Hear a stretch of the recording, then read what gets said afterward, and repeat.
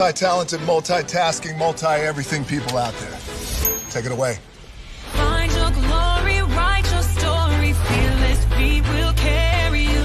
Time you own it, take your moment, be a fire burning through. Hustling from night until morning, grinding it out, it won't be long.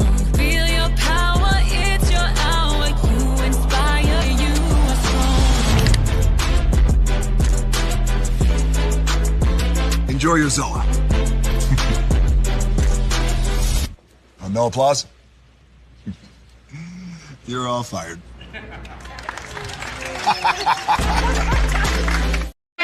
Hey, good morning, America.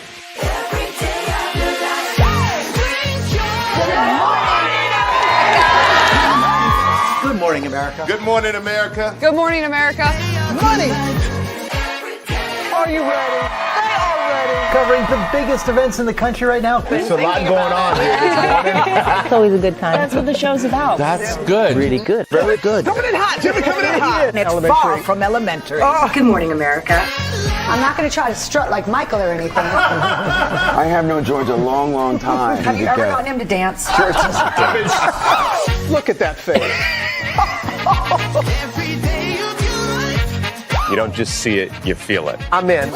I'm in. I'm in too. I'll be there. I am here and so happy. I'm in. I'm in too. I'm in. That tells you something when Snoop Dogg's in. Michael, George, Lara, Ginger.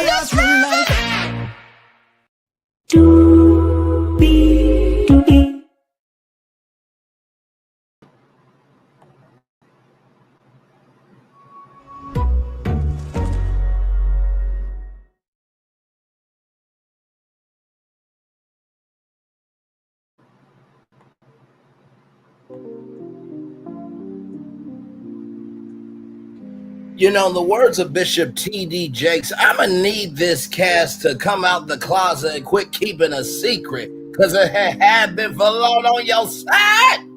Some of y'all did get swallowed up. Welcome in, everybody, to another edition of Braylon Lee's Virtual Tour Live.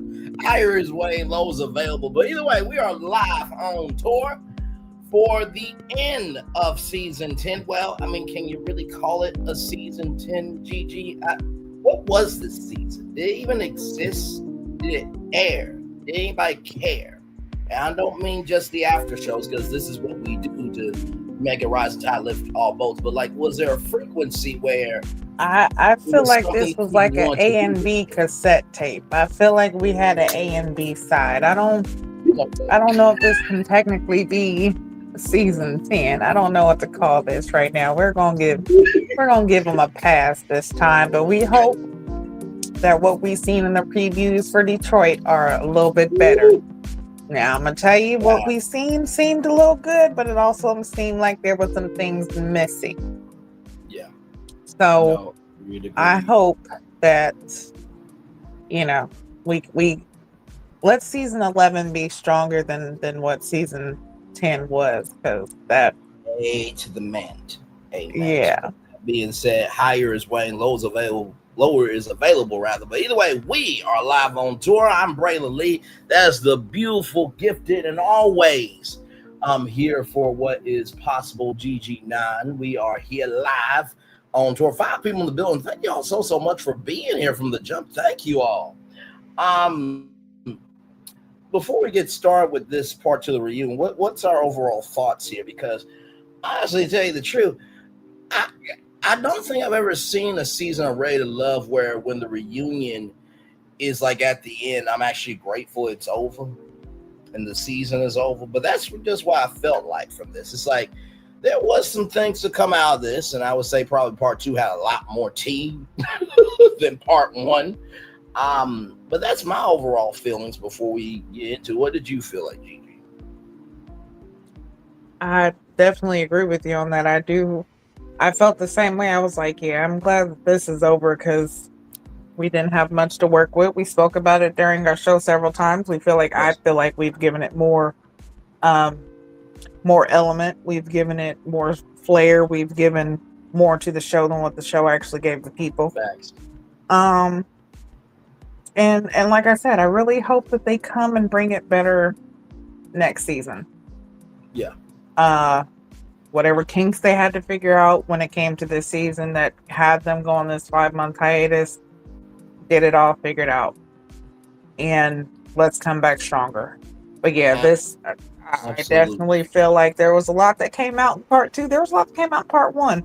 But we should have had this energy throughout the entire season. Give us this and don't just wait until the end to give us that last minute element of surprise, thinking that is actually going to boost the rest of what happened throughout the season. Factual. But no, go ahead, Gigi. I'll come right. No, just saying, yeah, that's just what I think. Like, let's do better. And honestly, I said this to Gigi in so many words, but I'm gonna say it live here. As thick as my stroke game would be in Deona and having no breaks, I'm gonna need y'all not to take a break for season 11. Okay, I'm gonna just need y'all to do that because we can't do this shit of this 5 to 6 month break. And Gigi is like, really? We 6 minutes and 17 seconds. You really just had to pop it off like that? Really? Listen, I'm gonna have to go ahead and channel my sister Ucha. Come on, guys. Come on. Well, you know, the good news is there was no food in this episode, so Maurice cannot show up. You know what I mean? So, you know. Well, that's one, upside to it. Now, with that being said, let's do what we do best, my friend, shall we? Because, part two. And I know you have our comments on standby when it is time. Because, my Lord, just... So, for those of you who missed part 1, part 1 ended with Rose basically saying that Cam is gonna be somebody's daddy. Okay. And I love how nephew Tommy said expected what? Not what, but what. So, and apparently there's an ex named Alexa. And we're not talking about the one that Tokyo Tony can't really have the comprehension skills to handle Alexa. Not that Alexa, ladies and gentlemen. We're talking about Alexa, who is Cam's ex. And apparently Cam was packing to move into his new place, and Alexa is an ex. Cisco did pass a drink to Charice, but I believe the drink was empty. I could be wrong, but I believe the drink was empty. And Rose felt let down by Cam as well, in addition to Hussein. And Cam is a narc. That's just the opening, ladies and gentlemen. I said this in part 1, right? Because, when it came to Rose talking about Hussein and that, I'm pissed off at you because we were supposed to be out there as a couple. Hold on a second. And I've said this before too. If you win Ready to Love, you don't win that relationship. You win the opportunity. You win the opportunity to explore it because you saw enough of them in the process to choose them at the end. You don't win a relationship. You win the opportunity to explore. You don't win that relationship. You win the opportunity to explore it.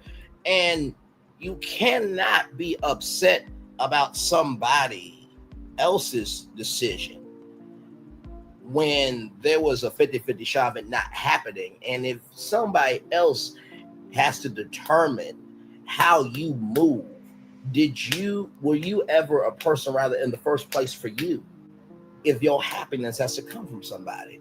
Gigi, what did you think of this opening? Because I'm like, Sahara is looking like a saint.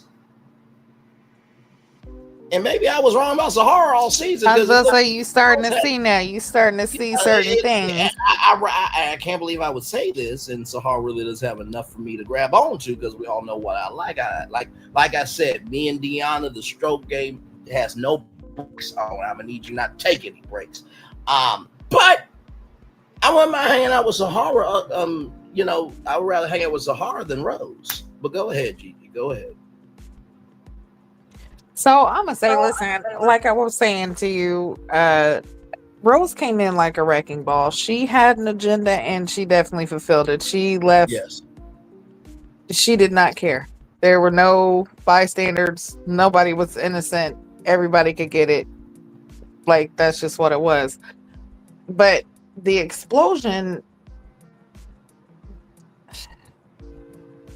I don't know. I was confused and conflicted because just like you said, how she came out with Hussein and was like, you know, she felt like he had basically took away her happy ever after. He was the, Right. you know, basically throwing the blame onto Hussein. But then it turns around that even though she was coming out and telling truths about Cameron, she was also letting out truths about herself, because the fact of even after the whole process that you and Cam started messing around and was dating and talking, yeah, he was talking to other people. He was lying about his ex Alexa, saying that she was just a friend, when really it was his ex. When it came about with the whole him expecting a child, like, you could tell he was lying, okay? Oh, but absolutely. also, you know, it was coming out that, hey, you was having sex with Hussein too, so you wasn't as innocent as what you're trying to make it. So it's not as though, and honestly, we don't know who came first, whether it was you was dealing with Hussein and things didn't work out, so then you started dealing with Cameron, or vice versa, however it happened. But you can't say that a person took away your happy ever after, when after the whole process you were able and was given the chance to actually work on that happily ever after and make it something real instead of something for show on the show. You lacked that chance, or you not gonna say you lacked the chance, because clearly you was dating both of them, but let's say you fumbled the chance because clearly something happened to where it didn't work out with either one. Correct. So you can't really blame Hussein and say Hussein took away your happy ever after. No, he took away your moment of happy ever after on the show. He took away your fairy tale of being chosen on the show to let other people know at the end that you can be a woman that can be chosen. I feel like that's what it was. It was more so of a scene thing. You wanted people to see that someone will choose you in the end. I'm sorry Absolutely. that didn't happen, but that does not mean that is the end of your story, because like I said, you have the opportunity to make it work with those two men who were in your top, those two men who you said, you know, took away this and took away that for you.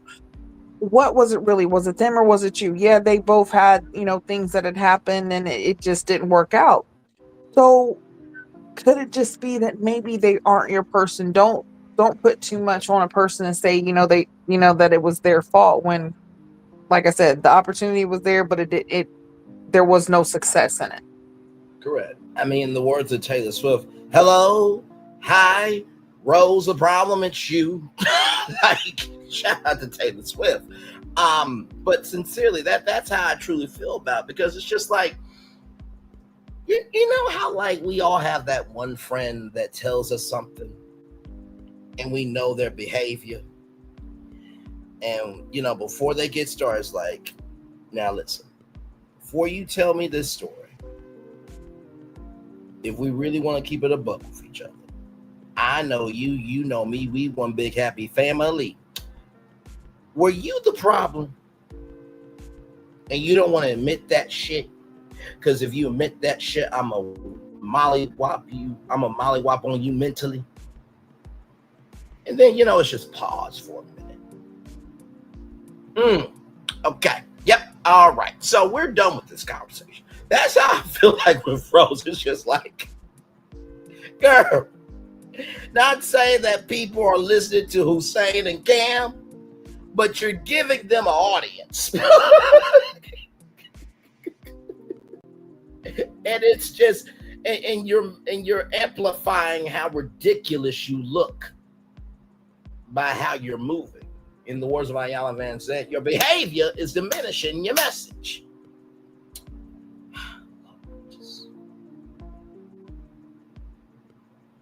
Yeah, it definitely was like, I understand her wanting to let out some frustration and her hurt, because listen, if you get played, she mentally busted out Cameron's windows, okay? Because he was caught up in this lie. Let's not, give a pass, okay? We're not giving a pass to the fact that Cameron was out here two-timing and Correct. Was lying. With Which Charice, we by the way, said everybody. he was Yeah, definitely context we could tell that he's hiding and lying about things, like we seen it on the show. So it's it's not odd to see that it come out at the reunion, right? But yeah, maybe she could have did it differently, but it's still it happened. But yeah, let's go ahead and bring up the fact that, hey, well, these are things that he was lying about. He's lying about Alexa, saying she's just a friend when she's really an ex. When it came out about the pregnancy test, he was, oh yeah, we had a pregnancy scare a long time ago. But hold on, these are recent messages. And he was like, you can go through my phone. I already did. That's what she said. I already did. And this is how I know this. So, it didn't work out because of whether it was because Cameron isn't able to commit, right, or can't be honest, whatever the case is. Correct. Rose, you tried it with Hussein, you tried it with Cameron, it didn't work with either one of them. So instead of blaming them, do a little bit more searching within yourself and move on and find somebody that's for you, because I still feel like she's a wonderful person. She's, it just didn't work out. Yeah. No, I fully agree with you. And by the way, everybody, Angie did not give a Louisville mental slugger for Rose to mentally bust out Cam's windows in his brain. So we can confirm that on the record. Okay, so Angie had nothing to do with busting Cam's brain. Okay, I just wanted to get down the record. But no, I fully agree with you. And I said this to you before the show, that what Rose did in this 2-part reunion, it really does wash away everything she did in the season, because there's nothing from the season that we can use to clean up the mess that she made. There's not one damn thing we can do. And you, myself, Solana and Q, we're great storytellers and commentators and everything else at what we do. But we can only do as much that airs on the screen. That's just like Cinderella. When she got to go to the ball, Fairy Godmother had a very articulate rule. Make sure you out there by midnight. And she listened. And she got what she wanted in, but her success, and shout out to Dr. Ari Verne, her success was based on her willingness and ability to follow instructions. So you now, if you're expecting people to have sympathy for you, how can they have sympathy when you came into the reunion in this fashion and it's soul blocking everything that people connected to throughout the season?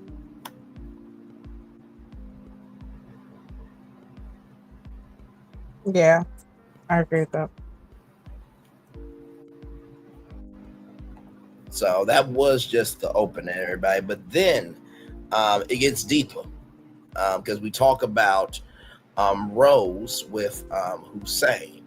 And, he child, listen, I'm not saying you got to have a smile on your face, because I don't believe in, women should smile more, men should smile more. But, like, damn, can you get... Child, you look like a dark tree in the new Wicked for Good movie, which is coming out, by the way, November 21st in theaters. Please go see that. But sincerely, she looked like she's about to bury a man and light a candle. Lord, Oh, okay. All right. That's fine. Sure. No lies told though. No lies told though, because it's just like, damn, like it's the end. It is what it is. And in the reunion, it is your time to, say your piece, but also too, sometimes reunions can spawn off something new. Because there have been people that, guess what? After the show is over, if you ain't got nobody, people will come to your DMs because they liked you on the show. Child, who's gonna want to and I'm saying this with all love, love, grace, and space, Rose. Who's gonna want to DM you with this look? I'm sorry. But not only that look, but then the attitude that she's portraying and that she's giving. Like, you're sitting here showing, like, 1 minute, okay, you're this wonderful angel and you're just so loving and giving, but it seems like as soon as things go south or things go bad, you're gonna bash them. You're gonna go out in public and put their business out there, because that's exactly what you did here. Is because things didn't work out that way. This was the time to air out everybody's dirty laundry. Hey, to each his own, but this is also reflecting on who you are as a person, and other people are seeing this. And just like you said, there are people who they will hit you up after the show, like, hey, I like you, I seen you, you're beautiful, let me take you out, I can do this, whatever the case may be. But when you show them a certain part of you, of course it's going to be a turnoff. Who's going to want somebody who they feel like if if they are vulnerable with you and show you a certain part of them, if things go bad, how do they know you're not going to use that against them? How do they know that you're not going to go out in public and spread different stuff about them or let their private issues or secrets be exposed? Like, so it's like, Rose, you gotta watch that. But yeah, that face. And hello, Linnell, how you doing, girl? Hey, Linnell, welcome in. Glad to have you here. And I honestly tell you the truth, to your articulate points, you often make articulate points, my friend. It's just like, if somebody wanted to take her on a Virgin Voyages, which, by the way, shout out to Virgin Voyages. We are available for brand deals. Myself, Gigi, Q, and Solana, and OWN. If y'all want to do Ready to Love at sea on Virgin Voyages, me, Gigi, Q, and Solana will gladly do digital content on board Scarlet Lady. Okay, first 18 and older cruise line. Okay, just keeping it up. And Tommy, you already said Ready to Love Polyamory Edition, and we evolved that to Ready to Freak. So you already been talking spinoffs. Okay, so we just speaking things into existence like we've been doing this whole damn time. With that aside, it seems like, if Rose got the chance to go to, like, for example, let's just say that she got to go to Hawaii, and she wanted to stay at the Hilton, but it's a Holiday Inn Express. Well, damn, why are we at Holiday Inn Express? We are in Hawaii, but it's still a Holiday Inn Express. It's just like, okay, so if I do just what I can and I'm sincere and it's not enough for you, is my existence a crime? Like, nobody wants to be with a person like that, because there are already people feeling like a burden as it is when you wake up in the world and you see that child, whether it was in the 1800s where they hanged you up as strange fruit because they didn't want to deal with you, or they don't want to deal with you now because people are recognizing that you've always had power and they're afraid of losing it, and they don't want you in the 1800s or today. People already feel like their existence is a crime. So why get with somebody who's gonna make you feel like that 24/7? Right. Just keeping it a book, and that's not saying Rose is not a good person, and we understand that this is a moment in time. And go to other after shows, and shout out to everybody who reviews the show. But I believe, and Gigi, I think you can attest to this because you've been here for every one of them. I think we're probably one of the most gracious, open-minded, and really sincerely understanding after shows with Ready to Love, because we understand, like, these people never been on TV. Like, we heard it in the show 16-Hour Day. or days rather from Jay. And what have we always said? 12 hours on a good day, 14 hours on a bad day to do reality TV. And on top of that, you don't know how you're going to be portrayed, but then you got to move in between the fantasy of what's in front of you and the reality of what's going on in your head. So we're very understanding. So it's not over for Rose, but we're talking about it beyond the show because television is supposed to be a tool to be able to learn lessons from. And it's better for people that sound like you, look like you, and move like you to speak to you in this way before you get an opportunity where you fuck it up. Otherwise, when your parents gave you a whooping, they handled you before the world got to you. Go ahead, Gigi. No, you're absolutely right about that. And I honestly, I can't wait till we get to that part about with Jay and them, because you're definitely filming for a very long time, and you're definitely going to be in close quarters with that person for a long time. But in that time, especially if this is something that you really want to do, you should be taking this time and utilizing that as much as possible. Use this time as a strength, to truly make those connections that you're supposed to. That's the whole process of the show, is to take this time for your connections. Now, let's just say those full 16 hours, no, you're not going to be filming the whole time. Sometimes that time is meant for setup. Sometimes you will get on set and you might not start filming for 4 hours and you just sitting there, just waiting, not doing nothing, just sitting there waiting. You eating, you snacking, you talking, you on your phone, you're getting your makeup done. If it's something that requires costumes, you're doing your costumes, you're doing checks. There's a lot of stuff like that happens in between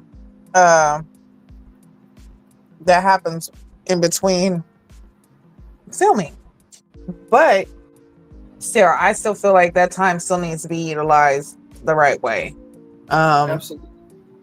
But yeah, when it comes to Rose, though, girl, you had your chance with both of your opportunities.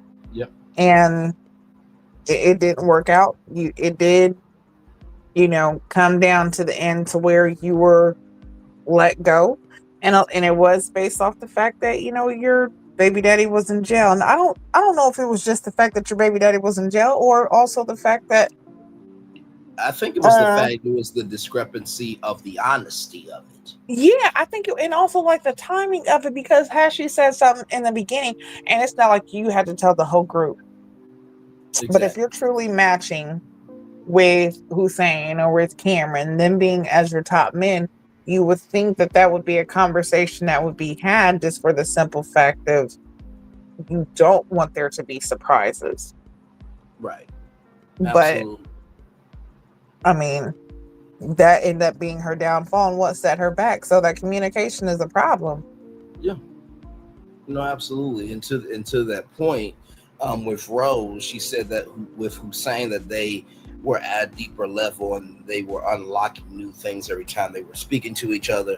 And Rose was about loyalty. If you're loyal to me, I'm loyal to you. And, for Hussein, it really was a deal breaker. Cam said that he was into Rose from the very first day. And, Hussein wishes that it would have been him breaking up with Rose instead of Cam. And, the cast came to his defense. And I will say, I do believe that even with Cam as Cam is, I do believe that there was some hurt there, because, I mean, let's be honest, Gigi, it's already one thing to get rejected or to break up privately, right? But imagine your existence of you being ready to love being determined by an elimination date, and you being told by somebody that you've never met before in your mother-ucking life, telling you that you're not ready to love. As much as this cast, staff, and crew has spent time together, you're going to have some attachment. So I do believe Cam definitely felt something, when that happened with him and Rose. And, Rose said that she did not expect to walk out alone, and Rose said rather that she felt robbed, gypped, and stolen, and everything else, and that she was going to give up on love from this experience. And then Charice, child, you must have been listening to the reviews, because I talked about Maury. Okay, I talked about baby daddy, a baby dad situation. Was Maury going to come out in part 2? Literally said that last week, but Charice said, listen, that was crazy to think of, because honey, let me tell you, you was with both of them though. Okay then, girl. Okay. Yeah. So what did you think about that component of Rose? For me, I think we're basically saying the same thing, unless we have any more commentary. But it's like, it just is what it is. It didn't work out, but that doesn't mean your life is over. But don't let this dictate the future blessings that you could be blocking for yourself. I think this is just more of a soulful social lesson than anything. Yeah, I agree with that. And I don't really feel like there's really too much more to go with it. Like you said, it just didn't work out, but don't give up. It's not the end. It was just the end of this journey. This season ended, but it's not the end of her season. You know what I'm saying? Yeah, so absolutely. I think she'll bounce back. Oh, for sure. And like I said, season 11 will be here before you know it, and you will be non-existent. And that's no shade. I promise you. Ray to Love Nation, that's why I call them RTL Nation. When they move on to a new season, they move on to a new season. Okay, Rose? So believe me, you will be fine. So now we get to Eddie, Mr. Rick Fox. Mr.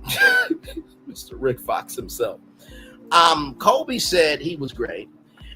Angie said that he changed when it came to upping up the energy. Eddie, wanted to find love, but there was other things about love that was out of his control. And then oh my God, I'm Rose. Then again.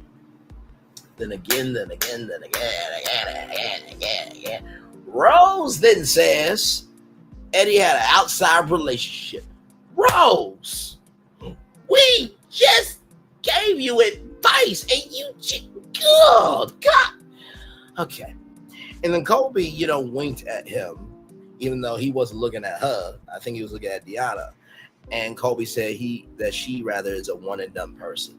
Child, I think we all talked about Eddie in a fashion of this brother is smooth, but as the season went on, I think we all agreed in some shape, form, or fashion that it really wasn't any substance to him. But maybe this, wasn't the environment for him. And I believe I said this last week. It reminds me of the guy that was scared to, cross the bridge in that car. And when he came on the reunion, he still seemed very awkward. Yes, very. Yes, he was. Yeah, poor thing. Yeah. But yeah, I mean, he had the gag is he had the looks. He did. Listen, he could have, but he was in his own way. He was going through his own thing, and I really just feel like he had some secrets he definitely did not want coming out. So that just wasn't for him. But is it just me, or did it seem like Coley had too many coolers? Because she was still slurring in words like baby girl was drunk. Baby girl was over there. Because the same way she was at that mixer, no less that's just how she is. But honey, Coley girl, you was feeling it. But yeah, that was funny for her to wink at. No, go ahead. I was saying that was funny for her to wink, and he totally didn't see it, but Tommy caught it. Oh no, absolutely. By the way, I just got a text message in from Lighthearted Entertainment and Will Packer Productions. They had a XXL wine deal. Now, XXL wine, ladies and gentlemen, has 16% alcohol, and their Cali Extreme wine had 21% alcohol. So, I just got that text in. GG, they're listening to the show. as we speak. So we gotta be on our best behavior. I'm messing with y'all. You saw the thumbnail. You know our voices are damn it. You know why you're here. You're here for a damn show. Good Lord. Anyway, moving on. Although I do believe that mics don't make you do what Coley did. 16% alcohol to 21%. You actually feeling something. But anyway, just a little teaser, y'all. But yeah, I think that's really it on Eddie. Like, it was what it was. You know, he may have just needed more time to mature. You know what I mean? But I don't think he's a bad one. You know what I mean? Yeah. Honestly, Eddie didn't last long enough for there to be enough really to talk about him. He has the looks. He has the, you know, what women want when it comes to, you know, the physical aspect. But as far as the substance and the background behind him and actually his, you know, his values and motivations, it's really uncertain.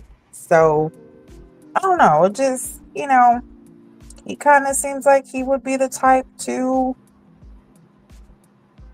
live off a woman or use his looks as, you know, the thing that gets him by in a relationship. I'm not sure if he truly is not getting into mooching territory like Tae. Yeah, I don't know. He just gives me that feeling. It's just something about him that I don't know.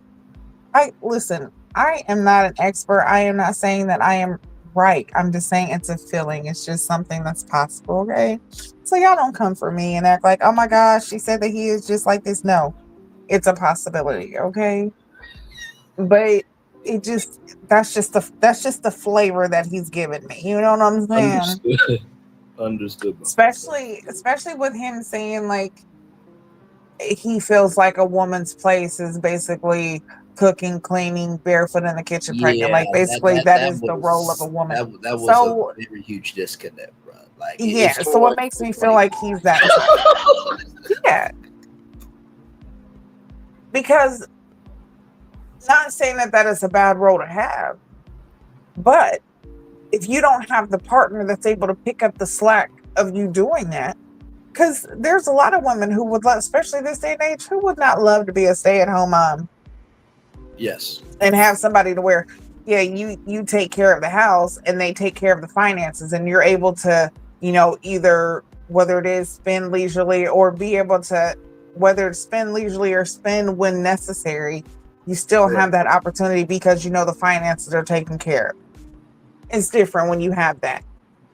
But not everybody has that. So not everybody is worthy of being, you know, that, I don't want to say leader, but like, you know, that head of household like that. So I don't know. It's just something with Eddie. Like he does take me as one of those people that, like I said, his looks, he wants to get by on his looks, and he feels like as long as women fawn over him, they will do whatever he wants them to do. And that's really all he needs. But again, I could be wrong. But Deona, girl, check your sources. Okay, I know you got some pull. Check your sources. Check them.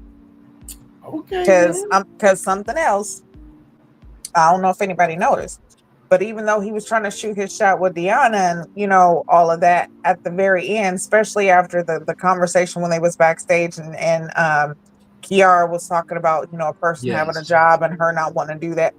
His energy shifted at the end because Deona was saying like, no, you should be working on yourself. If you don't have a job and you're not, or Cisco and Tae, if you don't have a job and you're not there, you need to be focused on working. You need to be focused on your career and getting that. And him saying, no, you know, sometimes you just need a person to just build you up. And she's like, no. So that disconnect right there, I feel like was something that let him know, like, Deona's not going to take care of me. I literally put in my notes. Let me go to that real quick. I literally put Eddie and Deona, that date might be over. Right. Because also if you notice, even at the end when Tommy was asking him, when he was going through and asking everybody, you know, like what they're going to do when he got to Deona and Eddie, and he was like, so y'all have a date for Thursday. He said, you know, next Thursday. And then he also downplayed it and was like, we're just going to get something to eat, something light. Like he's not He's not putting in that seriousness. He's not matching the energy that he's asking for. Right. At first, the energy that he was, because at first he was all in, like, oh, I like this, I like that quality, I like this. But then in the end, he's like, yeah, no, it's just gonna be something like, okay, that's fine. Yeah. But yeah, nah, Eddie, I don't. Deanna, girl, ain't nothing wrong with Red Lobster, but get as many cheddar biscuits as you can and go. I mean, when she's carrying a whole, list, a whole tray of cheddar bay biscuits herself, just. Well, how do you think she maintains it? She has to eat biscuits. I don't know how she does. I don't know if it's natural or, we don't care, but it's nice in proportion for her. Okay, I'm just gonna say that. Okay. But yeah, girl, Deanna, you got a lot going for yourself, and Eddie is not. I don't think that he. No. Yeah, no, I definitely agree because there was an energy shift, for sure with them. Go ahead and put that fire out. Go ahead and just. Yeah, okay. I mean, listen. If Deon needs fire practice, I mean, we can create some heat. And we'll set up the room with fake doors and real doors and different tools that can help and hurt. You know what? Let me stop playing with y'all. Let's just move on. See, I feel like that's the whole problem with Deanna. Deanna is tired of putting out fire. She needs somebody to start her fire. You understand? No, See, understood. She wants to burn right now, and I don't mean in that sense. Yep. But she wants to be ignited. Okay. Yep. She needs somebody who can to light her up, because Eddie is not the 1, the 2, the 3, or the 4. I would have gave Khalil a chance before Eddie. I would say Khalil and Deanna before Eddie and Deanna. But yeah, I would definitely agree with you. And y'all was being facetious, kinda, sorta, maybe. Let's just move on. Anyway, Kiara and Jake. This damn show we do. I swear to God, if we work with the Oprah Winfrey Network, Gigi is gonna go Will Packer and like Harvey. Like, listen, Braylon is a lot, but he is consistent. He has a tenacity, and he is going to work until y'all say cut. But all this comes with him, okay? So,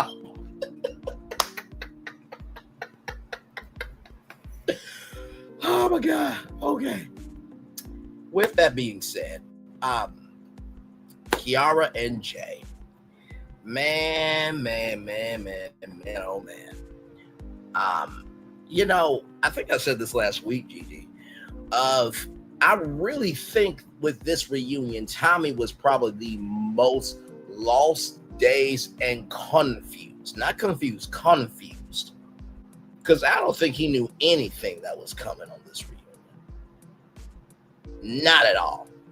Because with Kiara and Jay, y'all, we went from in the park, looked like they were going to get married, or at least a proposal, courting, proposal, promise ring, and then, the whole the big shaboozy. Shout out to Nickelodeon there in Slime Time Live. But Kiara and Jay, Sahara said that Jay was her top. Kiara did not know, period. And Jay said that he is flirtatious, but he needs to do better. And when Tommy Miles, nephew Tommy, asked, is it still my man? And Kiara said no. So Jay said after the journey, he wanted a break. And he said that, they were doing 16-hour days. And I believe it was Rocky. And who else was on the couch that agreed? I think it was Angie too, right? That agreed. They were nodding their heads, Gigi. Yeah, I believe so. Okay. That he wanted a break after, the journey, because 16-hour days. Like we said, 12 hours is a good day. 14 hours is a bad day. 16 hours a bad day, and then you need some extra content. You know what I mean? Jay wanted to spend more time, talking about dreams and what can be in this, that, and third, and just enjoying her company. But Kiara wanted to go out, and nephew Tommy said, "Listen, I like being at home." and you know why I heard all that, Gigi? I heard all that was, listen, I only do the Steve Harvey morning show. I only do my comedy shows. I only do Ready to Love because I'm supposed to be outside because there's a purpose here. Otherwise, I like my peace. He didn't say all that, but read between the lines, ladies and gentlemen. But he also said that he has a wife and that he has to take her out sometimes. And Kiara wanted to go out sometimes as well. And so, nephew Tommy Miles asked, could this be repaired? And Kiara said, no, it cannot, because she has her man. Not her man, but her man. And then, backstage, and Jay, I just got to say this to you, bro. It's okay to be human, bro. But also, too, you really can't be upset. Because she literally told you what she wanted. When you said, man, you know how many women I got in my thing? Bro, you big mad. It's okay. It's okay. We all saw it, heard it, and embraced it. But bro, stop this. Stop the bull. You know what? Hang on. Because now I'm gonna have to bring it up. Hang on. Give me a moment. Let's see here. Because sincerely, I what I don't like is when someone feels something and they suppress it because they don't want to feel the hurt. And so Jay, this is what I have to say to you, good sir, and to all of you, and to the lot of you. Okay, this is what I have to say. Okay, here we go. Come out the closet and stop keeping a secret and let the world know, if it had not been for the Lord that was on my side, I would have been.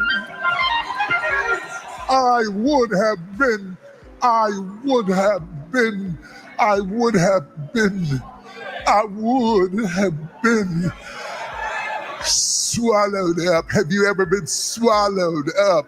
Have you gone through a time of swallowing where everything was overwhelming and you were at your wit's end? That is my point of view.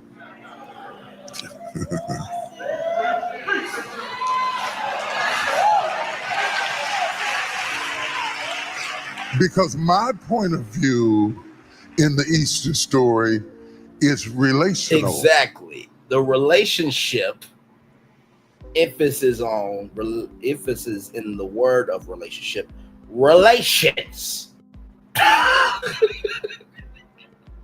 Gigi, over to you, child. Listen, I want to just say, okay, so there is a lot to unpack when it comes to this. Is. Okay, so let's just go ahead and go back to when it comes to the set filming, like we talked about earlier. Yes, that time is a lot. That is a long time to deal with somebody. And if you are in a regular day, a regular job, and you're pulling 12-hour shifts, and you finally get that vacation time, no, you do not want to be seen with them same people. Now, yes, we're talking about a relationship, so a relationship is different. But what is the same is the fact that y'all went through this journey and process together. Should there be an understanding, or could there be an understanding? And I think maybe there was a miscommunication somewhere. Mm-hmm. But I can see where Jay's at, and I can see where she's at. Because one, those days, it's like, yeah, that's a lot. That's tiring. And like you said, we were going on dates every day going out. She wanted to continue to go on them dates every day. I can understand wanting to decompress. Like, okay, we can go on dates once a week, and maybe let's set this as a routine in this relationship to know that, okay, well, once a week we're going to start going out, but the rest of those days we're going to spend those days getting to know each other. We're going to spend that time talking. We're going to spend that time getting a better understanding of who each other is, what our values are, our goals, so that we can make sure that we are working towards being the best couple that we could be together. So prioritizing not only each other as far as physically, but you have to prioritize each other mentally and emotionally. So I can understand him wanting to stay at home and just kind of, like chill and let all of that kind of wash over you. The whole process, just because in a way they was swallowed, because they were consumed by filming. They were consumed by, cameras and anxiety. There was a lot that was going on in that time with him. Absolutely. So him wanting to decompress, I can understand. I can also understand her being a woman and wanting to, especially the way she's saying, my man, wanting to be seen with your man.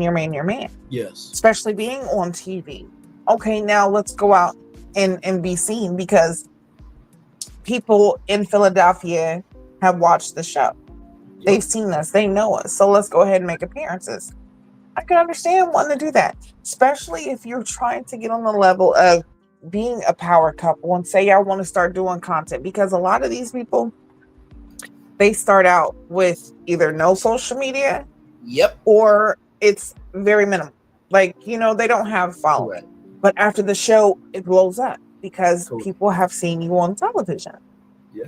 So if you're a couple and you decide afterwards, hey, we want to, become this power couple, become, a content couple, however the case is, okay, you want to make appearances, you want to be out, you want to be seen, you want to make that a part of who you are, if that's what you guys have decided to do. But I still feel like in the midst of it, within the communication of how to make that happen was not there. So that is really, I feel like that could have been a big issue, because her thing was like, hey, he kept saying, he said a week, and then he said, oh, let's give it a month. But if this is your man, that month isn't that long. It's not like he said a year. And now, if it was where he was saying he wanted to take a break from you for a month and y'all not talk, y'all not date, y'all not work on each other, okay, yeah, no, we're not playing this game. Nobody's waiting. But if he was just saying like, hey, let's just kind of cool off for a month, or take some time so that we can get to know each other outside of, just going on dates. Let's, what I'm saying, we can have dates at home. Let's have movie nights. Let's cook together. Let's, what I'm saying? There's so many different ways that you can still have those dates in that time, but just still be in the house. So the compromise wasn't there. Yeah. But, No, go ahead, beautiful. I'm sorry. No, I'm just saying, to me, I just feel like it was a lack of communication. There was a discourse somewhere that caused that rift. And I think it could have worked out if it would have been a little bit more work put into it. But hey, she's got her new man. She didn't cut off them other two men, because it's only her man now. Right. It ain't her man. It's just her man. Exactly right. So, and I fully agree with you, Gigi, on this. Is that, like we said before, we give love, grace, and space to everybody, and we do mean everybody. Listen, even if you fucked up, we still give love, grace, and space, right? And I felt for them, because I did feel that it was a genuine connection between both of them. Now I'm with you. Like, for example, remember Patrice, and how that brother fucked up so bad. All he had to do was just go to work, come home, and just respect the house, man. That's all the fuck he had to do. Still pissed off at that motherfucker. With that said,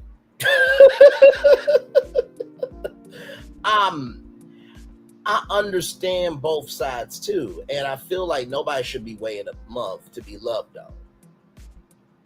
Not for a man, not for a woman. Now, through that month, hey, listen, let's do 2 dates a week, right? We do 1 day inside the house, 1 day outside the house. and we'll figure out what days work for us, what times work for us. And, you could do that for about 2 months, 3 months. So that way there'll still be a rhythm there, right? Because life still goes on. And I feel like that's probably should have been the best thing. And something that Kiara said, Gigi, I want your take on this, if you could, please. When Kiara said that maybe I have too much of demands in so many words for him to keep up with. I feel like that can be true, but also too, if you really do love somebody, I think you've said this too about, your husband, that there are some things that in the beginning is like annoyances, but because you love them and because you've been able to make space to be able to understand them, you make accommodations for the demands and the annoyances. Yeah, that's definitely true. Like you definitely will make time for what and who you want.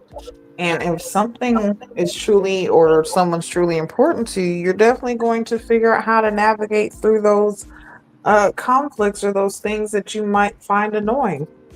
And with Kiara, it's like I said, I still feel like there was a communication issue. There's just a communication issue there. Now, her saying that maybe he just can't deal with her or how she is and that. My thing is, I feel like he knew what he was getting into because the conversation of her being bougie came up.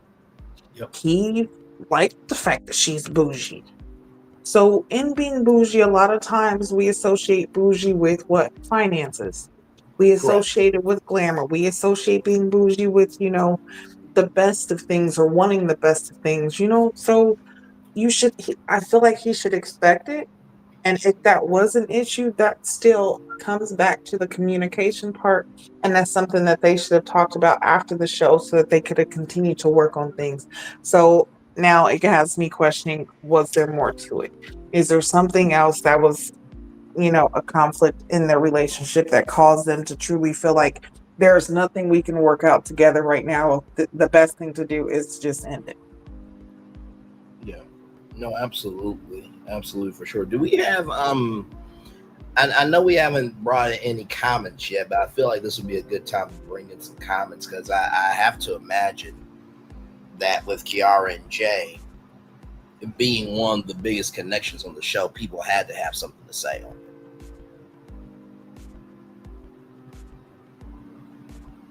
Yeah, just give me a second. Okay. And 7 people are in the building here, 8 people in the building with us as well. Welcome in, everybody. Glad to have you here. Drop in the live chat about what you think about part 2 of the season 10 of Ready to Love, the reunion. Myself and Gigi and I are here. Our main man, Q and Salon, we love them very, very much, of course. Like I said, this season has been, it hasn't been the most celebratory season, as it should be. It took a 5 to 6 month break. And with the cast that they had, it just seemed like they were stifled. And I don't know if it was because maybe they didn't find dynamic enough locations to bring the energy out of the cast, or maybe it was just the space that the cast created that it really wasn't any room for dynamic energy to,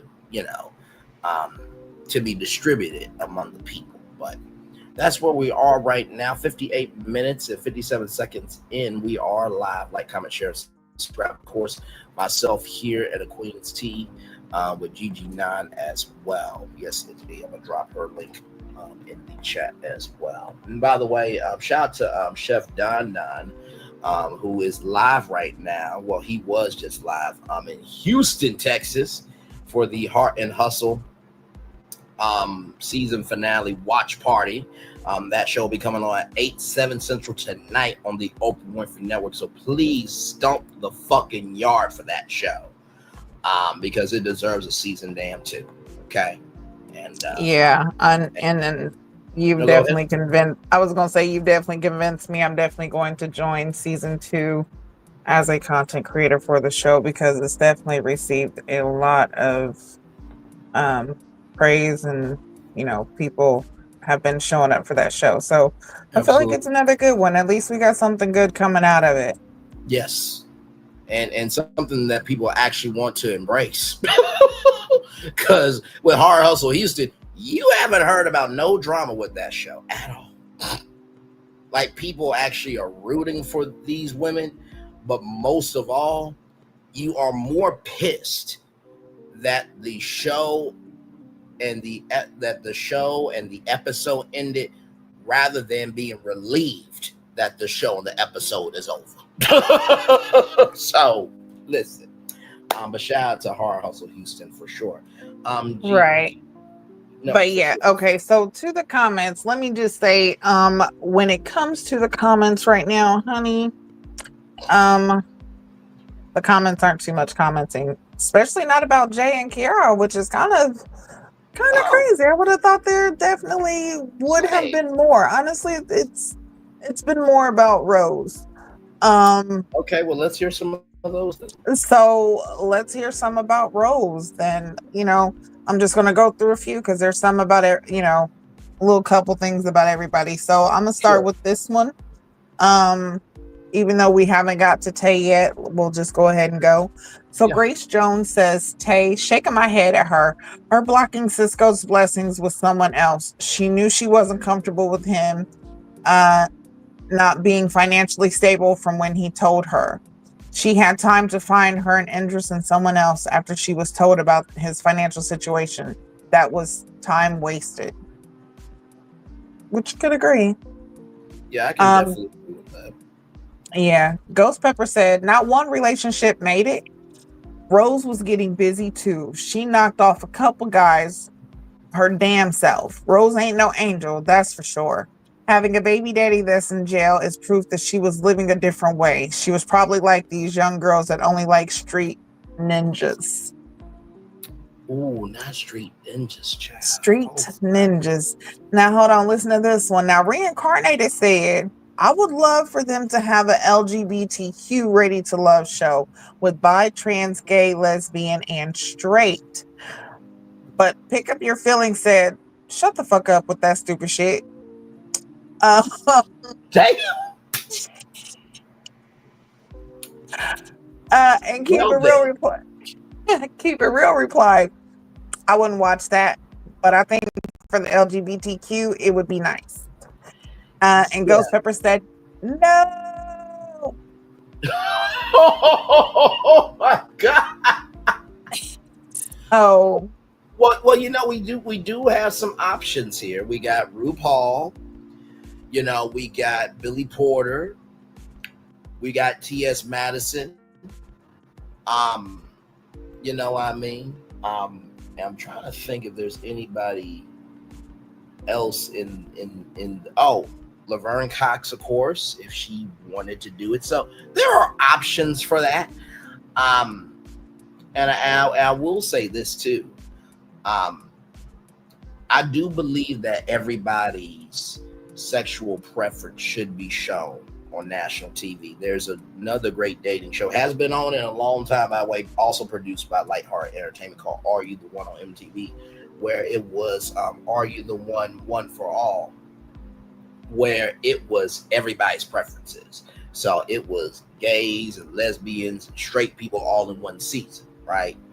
And that was a huge swing for that show, but MTV skewers to a younger audience.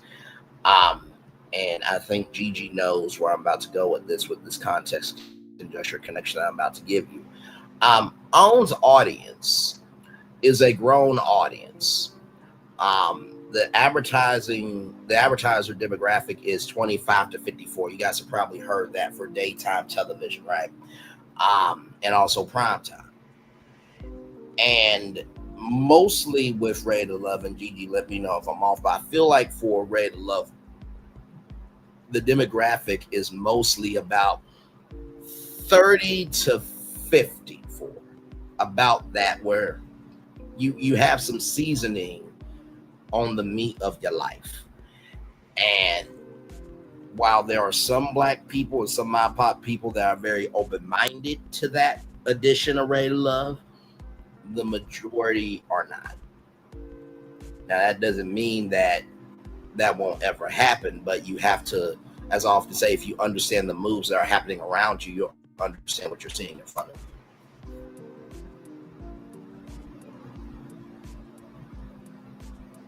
Yeah, that's definitely that's agreeable, because I feel like Oprah Winfrey, especially like you said, the demographic is different. Like the age gap is kind of huge. You know, within TV, certain shows they'll go ahead and air because there will, if they lose a certain demographic, they won't lose everything, because the younger ones are more open-minded, and because these this new generation, they're more into everything, so they're more open compared to especially with Oprah's old school. Her viewers are, a lot of her viewers are old school, so this they're not as open and broad-minded when it comes to open sex and open relationships, or even that stuff is still taboo when it comes to the old generation. It's just a complete no, you just don't do it. So they definitely can't risk losing their people. But I'm gonna read this this is the only comment about Jay and Kiara. Okay. And it's not even about Kiara, it's only about Jay. Okay. And I'm gonna speak on it after this real quick. But Lethea Johnson says, Jay just trying to save face. Nobody's talking to him / on his roster. I was going to say that because he was just mad at the fact that Kiara said no, she got her a new man. When they went to the back and he asked if man, I got plenty of, no, you don't. Stop it. And even if you do, honey, what does that help you to have a roster? You still don't have the one. It still proves that you are not ready to love, and it speaks on what she is talking about. Because if you have time to have a roster and have all these different people on your roster, then you should have had time to make whatever you and Kiara was doing official, and make it to where y'all was able to communicate enough to understand, like, hey, this is how our dates are going to work, so that we have harmony in this situation. Absolutely. Yeah, Jay, you lied. No, he absolutely lied, because soon as I saw that moment when he was, and that was just a fella's moment. That's all that was. And he maxed his pain with his ego. That's all that was. That was it. And I think Kiara and the ladies had more of a real conversation of, she did regret who she chose, but she also has her standards and requirements too. And I think that was the appropriate answer. And to Kiara's credit, she didn't say that she had a roster. She didn't mask it with ego and hurt. You know what I mean? So yeah, and the thing that I feel like kept coming up and something as important was compromise. Like, yes. Okay, so compromise comes in different ways and different forms. When you start off with a compromise, you're already making the choice to either compromise continuously, or you're compromising to get a certain solution. Correct. And if you don't get that solution, then okay, you already know to move on. But if you are a person, when it comes to a relationship and you already know what you want and you stand on it, you do not have to compromise. If you start out in the beginning without compromise, it's going to be hard for you to want to compromise in the middle. And for a person who accepts you in the beginning with what you say you want, right, then you should not have to go beyond yourself in order to be the person that they want. Absolutely. That's why honesty in the beginning of a relationship is so important, so that a person can have the opportunity to choose to be with you or not. amongst your flaws, amongst your strengths, amongst your weaknesses, whatever it is, you know, they have made the choice to say, hey, okay, I am going to be your light in the dark. If you are afraid of thunder, I'm going to hold you whenever it happens. If, whenever it rains, I'll be there with an umbrella. Like, whatever the case is, you're making that choice. So I feel like it kept coming up, just like with, we were talking about Eddie and Deona talking in the back, because it was the same thing with Tae. Tae did not want to compromise on her feelings of not having someone who was financially stable, and she actually explained it, which it makes sense. And we'll talk about this more with Cisco, but him being inconsistent when it comes to working, like that's not something she's willing to compromise with, because where she's at in her life and being a mother and wanting more kids, she's not ready and willing to be where she could possibly be pregnant and have to bear the full burden of the family because her man's not working, or he's quit a job because he wants to go after his dreams that haven't been working. Now, not saying that at some point it's not going to work, but sometimes a person has the right to say, well, I don't want that for my future, and that's not something that I can handle. Right. So and I think no, go ahead, beautiful. I'm sorry. No, I was just saying, so I feel like compromise has been a big part of this season. Yes. And women feeling like they don't want to compromise, and the men feeling like, well, I need you to compromise, or I need you to kind of step outside of you in order to accept me type. Not like I said, it's good and it's bad. Like, you know what I'm saying? Like, and it's very confusing, but yeah. No, absolutely. And I think also too within that, right, is, and we're going to get to Tae and them. We're going to get to Tae and Cisco, but I want to bring up this point back to Gigi's point about compromise. There is nothing wrong for compromise when it is communicated. But when you choose somebody after they've been open, honest, and stomps the yard in the vitality of how they've moved with their truth, and you still choose them, and then at the reunion you kind of making them look bad because you still chose them, that also is not right in the same token. You know what I mean? So absolutely. Yeah.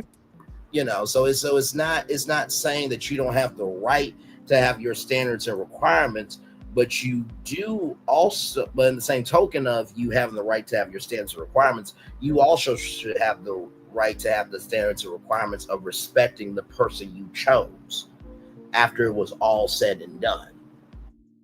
So just, and and I absolutely agree with that. And that part I didn't think about, but yeah, that's also another part to it too, because it goes into what I said. She knew his situation.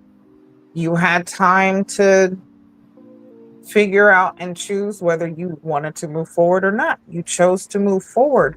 So why back out now and continue to say that, you still continue to have your doubts? You had them doubts in the beginning.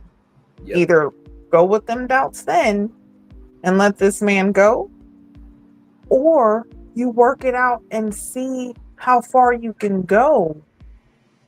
You know what I'm saying? Like, now, like I said, it's that choice part. If you feel like you can handle it, okay, go forth.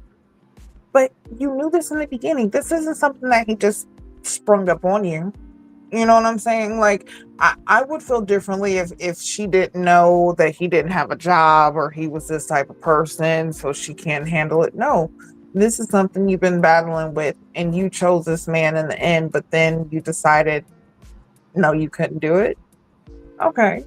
Like, yeah, that was a waste of his time too. And the fact, I feel like Cisco was all in, and this is something else that also gets me, because Cisco, I feel like is a good guy.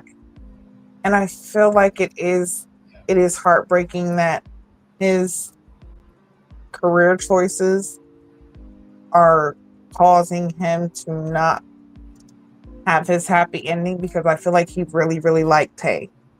And the fact that when she said that no, there was no chance for them to, work things out and get together, and Tommy asking him, and he was like, no, because, after seeing and hearing what she just said, I can't go through that hurt. That broke me. I was like, this man really, really wanted to be with her.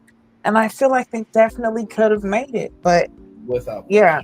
But Tae actually, she did say something. She said, maybe it's just me. Maybe I'm self-sabotaging. Maybe I'm, and we're actually getting to Tae, even though, Jay and Kiara are still on the screen, but still. Yeah. The situation with them was her saying that she feels like she was sabotaging it. I feel like that was her taking accountability, which is good, because that it was her sabotaging it. So, but yeah. Yeah. No, absolutely. Absolutely. With Deona, y'all, just to give y'all some updates, child. Basically, the same old thing. She has this wig that she's trying to make wigging. Okay, the wig is not wigging, child. But she said that she has to be on point for her job, this, that, the third. And Hussein and Deona are still lost in translation with that. And with her potentials, work is a priority, so she's about sticking it out. And that you should have to compromise in order to get what you want. But of course, I know Steve Harvey, Steve Harvey brings up a lot of emotions, for a lot of people. But one thing he did say that was true was all men can change and all men will change, but they only change it for one woman. So I would be curious to see if that holds true with one of her potentials, when the connection is so deep that she wants what she wants, and there's going to have to be compromises. Eddie is here for Deona. We talked about that earlier. But then Eddie slipped up and said, I'm going to give it to her raw, where he meant to say, I want to talk to her raw. Eddie, that's my job, brother. But then Tommy said that he's going to call on next Thursday. I'm going to check in at 8 o'clock to see where you at. Now, obviously, ladies and gentlemen, Tommy is a host. Me and Gigi, Solana, and Q, we are hosts. Sometimes we take an inch and make it a mile. You know what I mean? Just like with, what Q did when he brought us that tea. That was an inch and we made it a mile live in real time, right? So Tommy really wasn't going to call. Okay, let's just keep it a bug. Tommy, I love you, bro, but you don't have to be on call for everything. You've done your assignment. What did you think of Deona and this exchange of her recap? Because basically that's where it all was. It was a recap, child. It really wasn't anything. Yeah, listen, like I said, she didn't give much, so the recap wasn't recapping, okay? It wasn't really too much to give. Yeah. She gave body, and that was about it. Yeah. But speaking of Tommy, I'm going to tell you, listen, these comments have been more so about the season and the show, and some people are trying to say that they think this is the end of Tommy hosting. I don't see that, though. I don't see how they can see that. Read some comments for me, beautiful, if you could. Let's have a conversation on it since we're here. What? Yeah, so let's see. Nick Boogie says, signs are pointing to the end of this era for Tommy is coming soon. And that was it. No contest, conjecture, or connection. That was just it. Okay, child. Yeah, and then Diamond says that set is terrible, 11th season, and no upgrades or enhancement. Tommy is a terrible host. Now, for the record, Braylon Lee did say that's the same set. Did I not? Yeah, you did. Let's see. Nene Talk said, Tommy cannot hold the man accountable. What a mess. Get a new host. Quay Style said he is not a good host at all and do not ask the good questions. Okay. Yeah. Okay. Well, let's talk about it. Shout out to Anonymous T. Like, comment, share, subscribe to that beautiful sister there. She did say something that was very important. She said that she liked it when Egypt Sherrod would come in, or Tamika Ray came in for Ray to Love, make a move, somebody outside of the franchise that could just give it straight lace for what it is. I do agree with that. I think and I think this goes to what you and I do, right? You're out in Cali, where it's the entertainment capital of, content and programming and decision making. And me in Ohio, me being, the media nerd of social media along with you as well, and understanding the soul behind the decision making socially. I'll put it like this. I think a lot of times people expect that if a show has a high energy, that they need the host to match it. Now, sometimes that is true, like with Jeff Probst. Survivor's Ready, go! That's a show that needs a high energy host. How can I put this? This is Ready to Love. Lord, it took me some time for you to get to me the place that I want you to be. Oh, and I'm ready to love. The intro is very smooth. You need a smooth host for Ready to Love. Number 2, the demographics for this show is grown, ladies and gentlemen. These contestants are 30, 40. I don't know about 50, but I wouldn't be surprised by that, right? So you got that second, factor in there. And the third thing is this.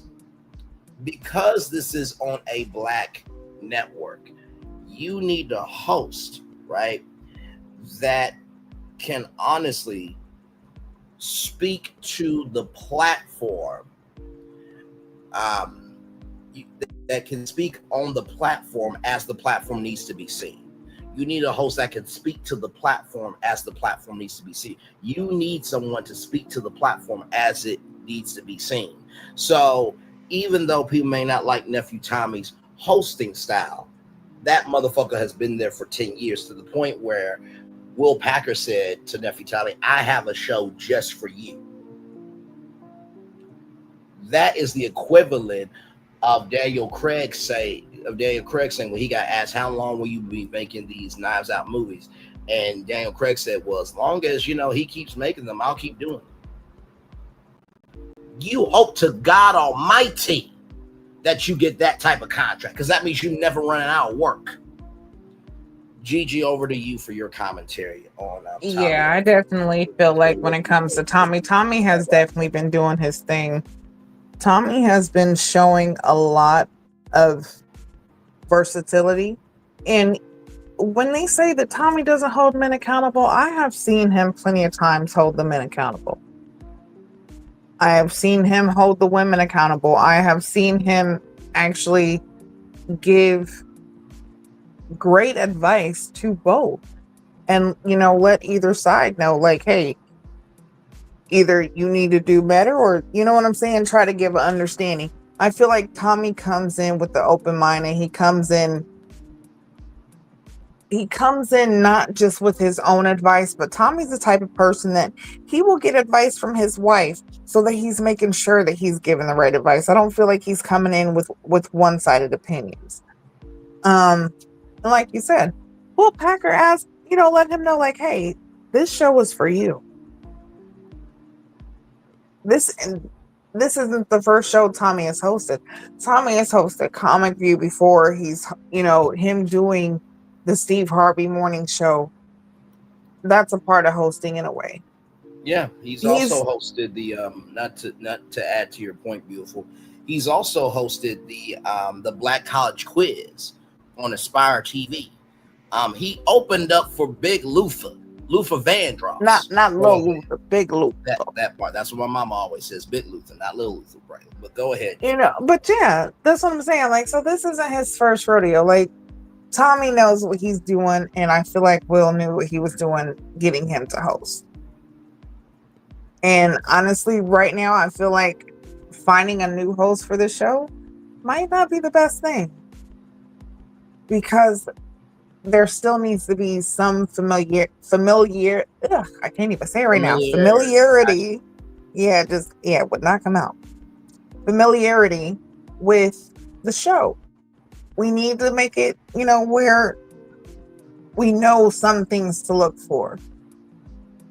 Because another host coming on and throwing a curveball might not be the same way the curveball's thrown by Tommy, so it might not hit the right way. So, I feel like they got to watch that. But listen, I just came across another comment, and it's more so about Rose. And honey, child, when I say I was just flapping my gog.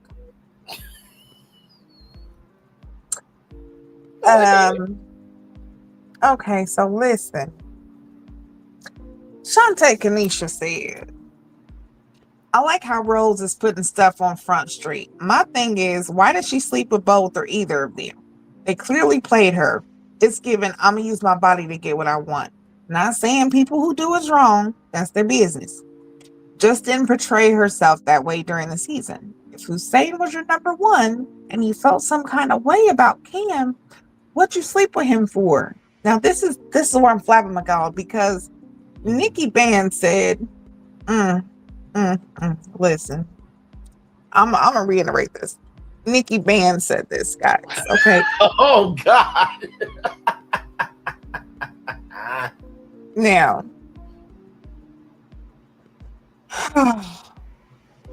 again, Nikki Band said, and this is pertaining to Rose. Okay, she said, I think most women who are friendly pussy givers act just like her. Not friendly pussy givers. Oh my Lord. Okay. Well, I do agree that, and listen, it's on both sides. Okay, there are women pussy givers just like there are men dick givers. Let's go ahead and keep it a buck, right? Just being honest, and here we are. To that point, if you can't stand someone, right, why give them any energy for you to connect with them, right? Just keeping it a buck. That's how I see it. And honestly, to tell you the truth, I think what ended up happening was, and Gigi, you can let me know if I'm off. I think Rose and what she portrayed in the season is a part of her. But I think going to Tay's point of stability, maybe she wanted emotional stability more. And so she portrayed herself in the best sense of, if I can show you that I can be your piece, then really I expect that piece in return. I just can't articulate that. Yeah, but this is the thing. You gotta decipher what piece you're gonna be. Are you going to be his peace and tranquility, or just his piece of ass? So, I mean, what are you gonna do? There's a difference. We gotta understand. There's a big difference. Okay. So you can't expect, and just like she said, yeah, people they dating, so they do what grown folks do when they dating. Listen, that is understandable, okay? Do what you do. But do not be surprised when the shit don't work out and all you left with is, you know what I'm saying, wet panties. Yeah, no, Don't factual. I mean that's just what it is. And honestly, and I'm gonna say it, this kind of seems like that's what it's the same thing with Deona. I don't feel like Deona's and listen, and if that's just not where you are right now in your relationship, that's just not where you are. Right. Like I said, with Deona, there's not really too much substance because I don't even think she talks about if she wants kids, what she really wants in a relationship. Not really, no. Does she believe in marriage? You know, what does marriage look like to her? Like, I don't feel like there were truly questions and answers given to understand where everybody's at in this whole process, like where she's at in this process. Right. To even figure out if any of the guys match her.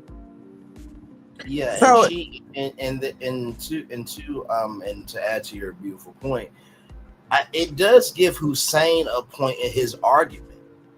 Maybe not so much about being on call all the time, because I do agree with Deona that when you put out fire, you fuck everybody and be about the fire.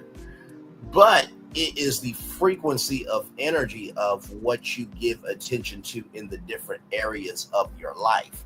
And even when it came to her potentials, she didn't say not one, personality trait of any of her potentials.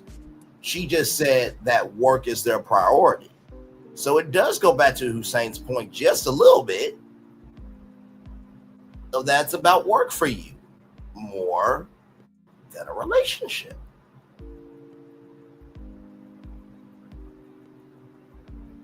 yeah, absolutely. That's what it definitely seems like. And there's a lot of people, who have this problem, and this has been a complaint of men who say that there are women who are married to their job. They're more so worried about work and success than actually building a family.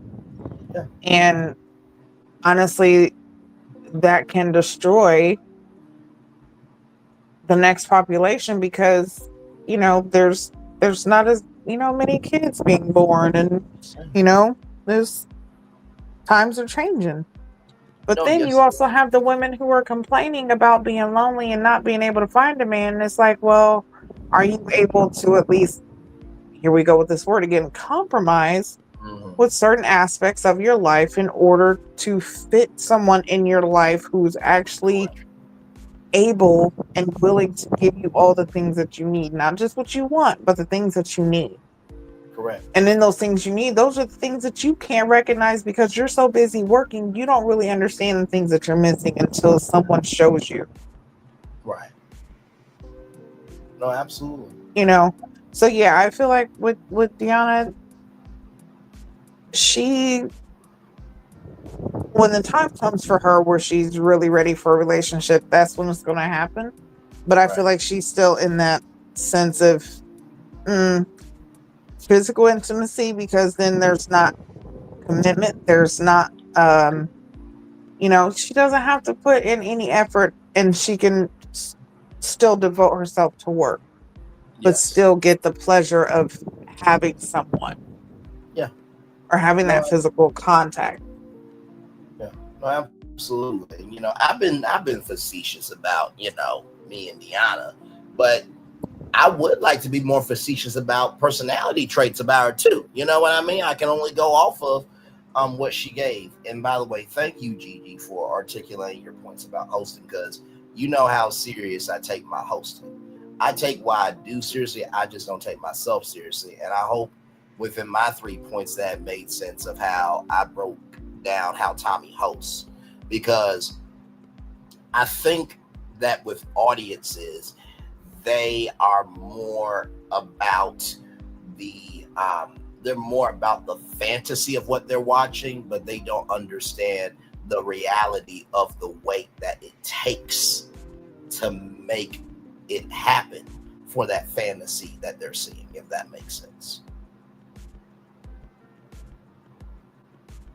Yeah, that makes a lot of sense. And you definitely made a lot of great points, as you always do, because you definitely know and understand hosting yourself. And you understand the style that Tommy brings and what he has accomplished even before this to even be the host. For him to even be considered to be the host for this show is because of his accomplishments before this show. So you definitely articulated perfectly how you always do. You know, his hosting style and why it's important for him to be where he's at and why he is where he is. So, Absolutely. yeah. Love you and thank you for that. And listen, that lets you know how real me and Gigi are. And that's not to say that Q and Solana are not real about this, but me and Gigi, we're more from the media world than Q and Solana. But that don't mean that they can't get into this side either, because they got personalities that could definitely stand on their own for sure. But the mechanics and the minutia, that's where me and Gigi come in. And listen, I said all that not just to respect Tommy, but also too, it's one of those things where if I got the call to host Ray Love and I said, hey Gigi, I need you to be an executive producer on this, she would first of all be very damn proud of me for getting it, but she will also be like, are you sure you okay? Because this is a big role. this he been on 10 seasons. You coming on season 11. Actually, no, it'll be season 12. So, you know, and that's what real friends and family and, you know, partners, lovers, and support teams do. They're proud of you, but they're also your uncle be like, motherfucker, you got a post? Are you sure you understand in the room you about to walk into? Oh.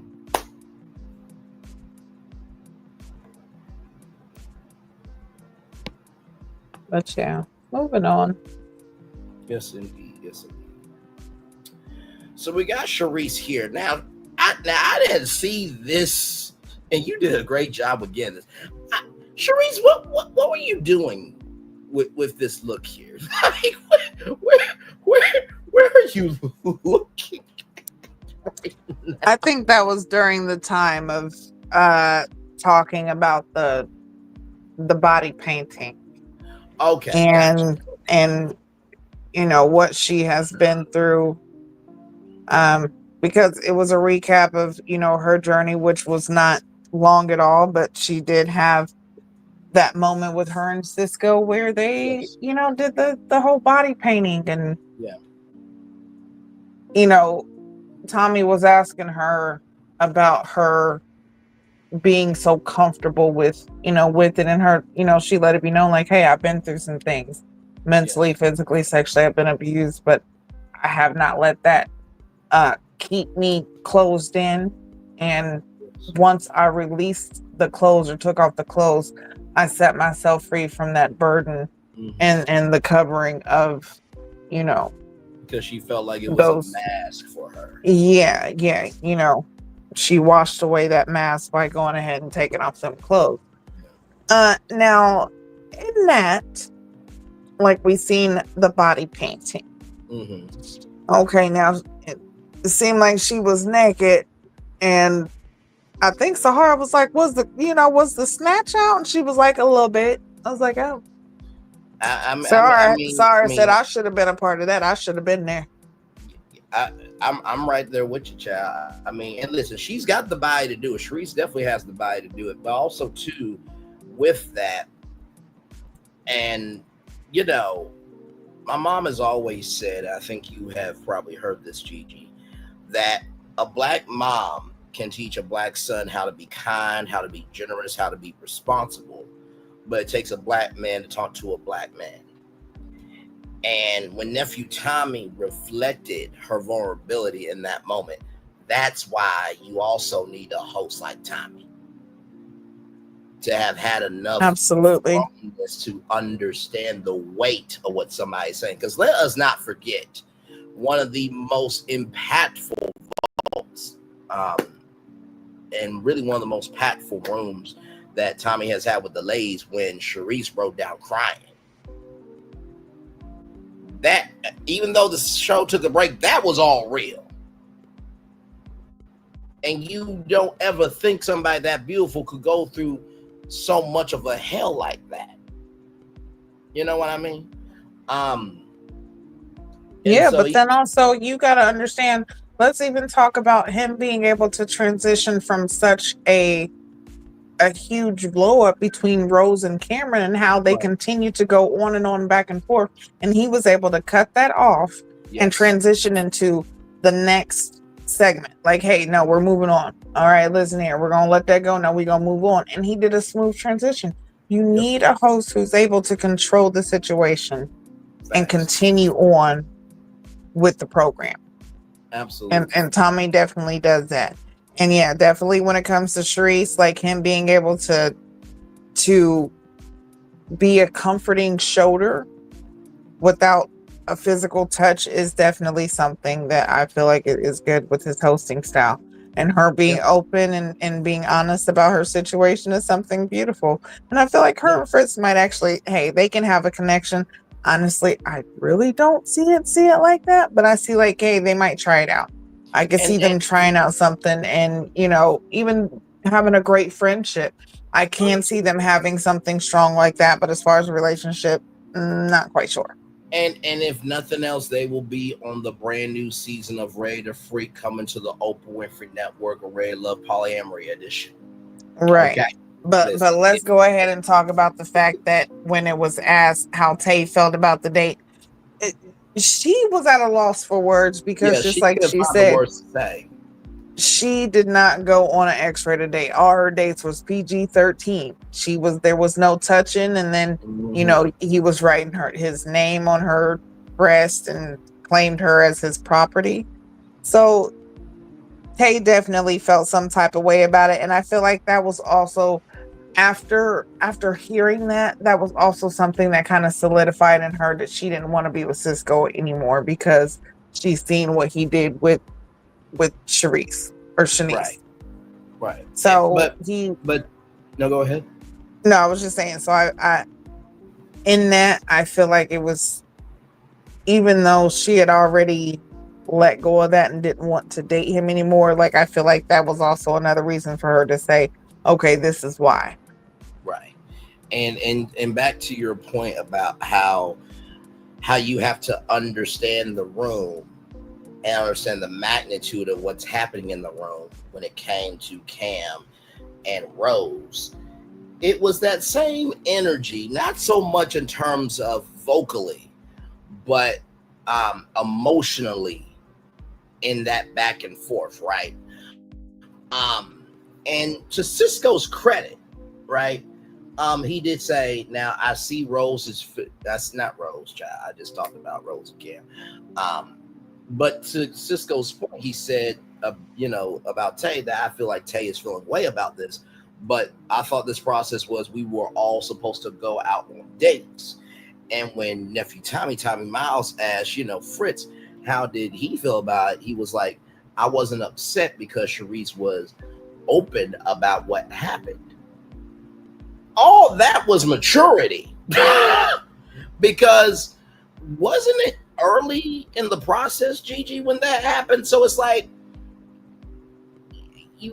how can you have a feeling about, I mean, you can have a feeling now after it's all said and done, but you were still trying to figure out if you wanted to get to know Cisco or not, because it was touch and go with you and him, was it not, Gigi?